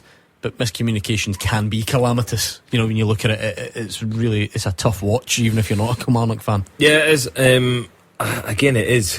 It's really, really poor. There's no getting away from it. It's poor. I've been there myself as a goalkeeper, and you make really poor errors, and it costs your team. So that's the life of a goalkeeper. But I understand why Neil's trying to protect him. He is just in the door, so it's difficult for him. And obviously, he's going to play a big part between now and the end of the season about trying to keep Kilmarnock in the league. But it's a real blow when they lose such a poor goal. You've not asked the opposition to work you hard to get a good goal past you. You've almost just gifted them it. So you'll be so disappointed inside. Well done to Dundee though. They've had some good league performances recently and now through in the Scottish Cup. What about Tony in Crookston? How are you, Tony? Good, Gordon, good. Thanks for taking my call, mate. Pleasure. What are you thinking? Just a wee question to Hugh Keevins, if that was alright, eh? Go for it. On you go. Hugh, listen, you've had a long career in journalism. It's been long, alright, Tony. Yeah, I know, aye. Just to ask you, Hugh, have you ever seen Hugh end in your life what's going on at Celtic now? I mean, it's just incredible. I don't know if it's corporate negligence, Hugh, or it's just total incompetence. What do you think yourself?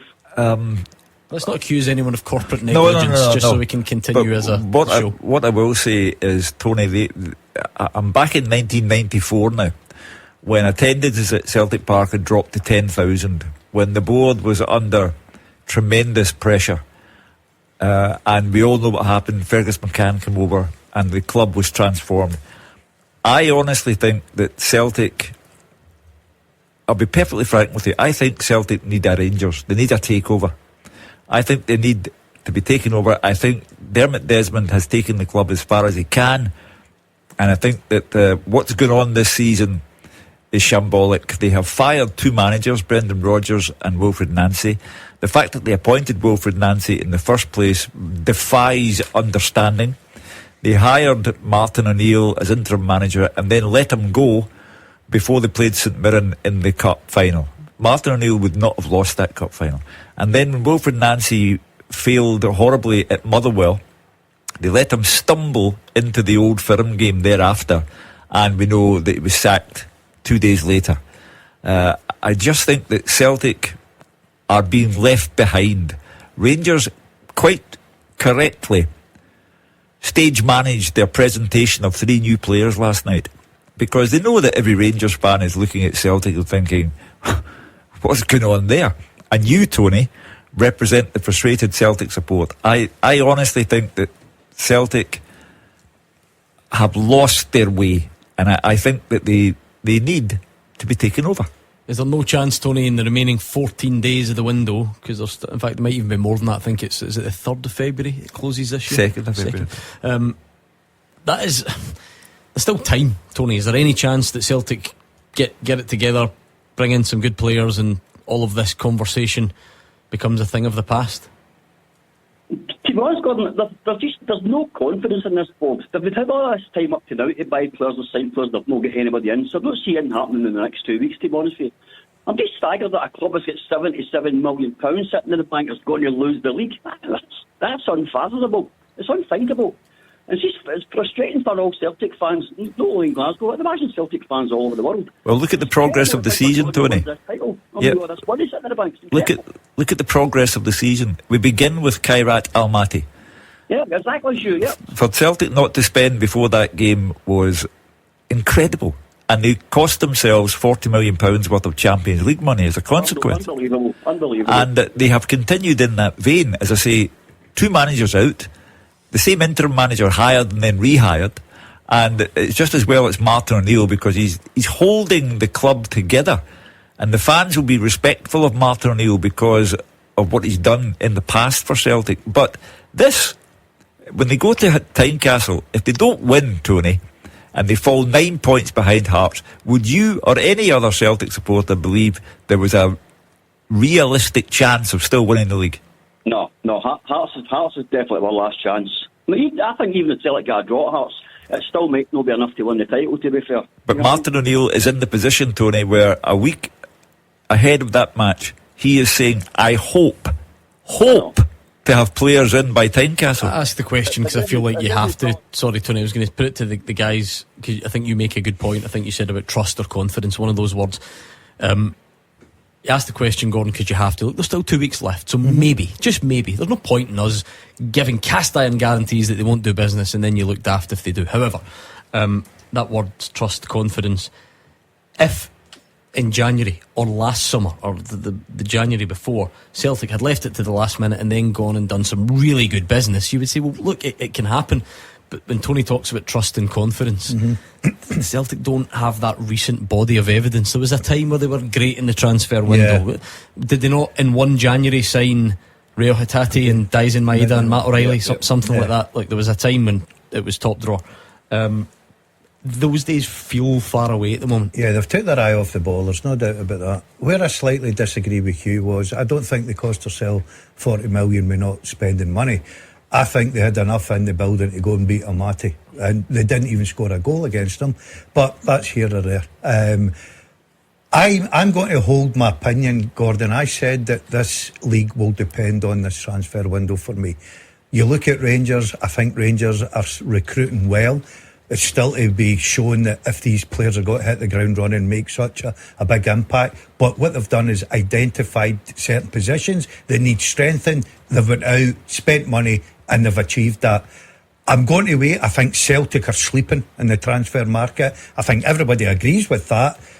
I will be astonished, and I've got to wait until the transfer window closes. And I'm putting Hearts into this as well, because they're doing some good business in the transfer market. So I'll wait to the transfer on the 2nd of February, and then if Celtic are still in the same position, there's absolutely not a chance Celtic will win the league with this squad. Yeah, listen, I fully expect Celtic to bring in bodies, and I think you're right, Daz, that it's who comes in and what quality comes in, and that's probably been the frustration from the Celtic fans, because there isn't the evidence there that it's recently been good.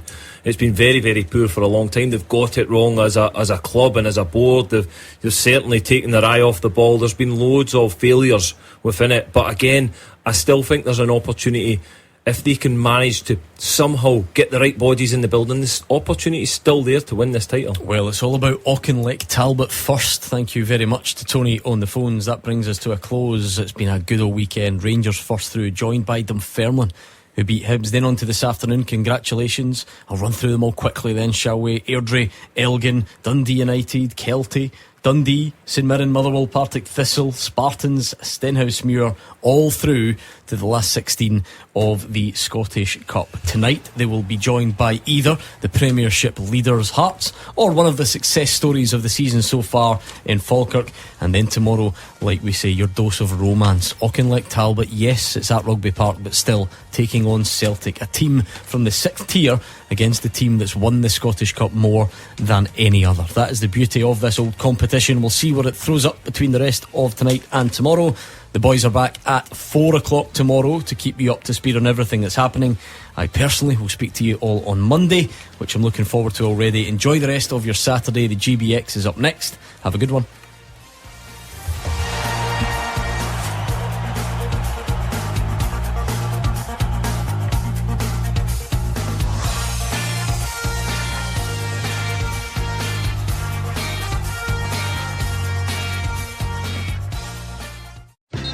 This season, I want to see us have a real shot. Want to see us at full strength. Want a bench that gives us options. Want to get some momentum. Want to do it on a cold, wet night in November. Want to be top at Christmas. Want to beat them on Boxing Day. Want to go ahead in January. Want to put the league table on the group. Want to hear them say, can they do it this year? Want to listen to their doubters. Want to prove them all wrong. Look them in the eye and say, want to bet? Bet Fred. 18 plus, gambleaware.org.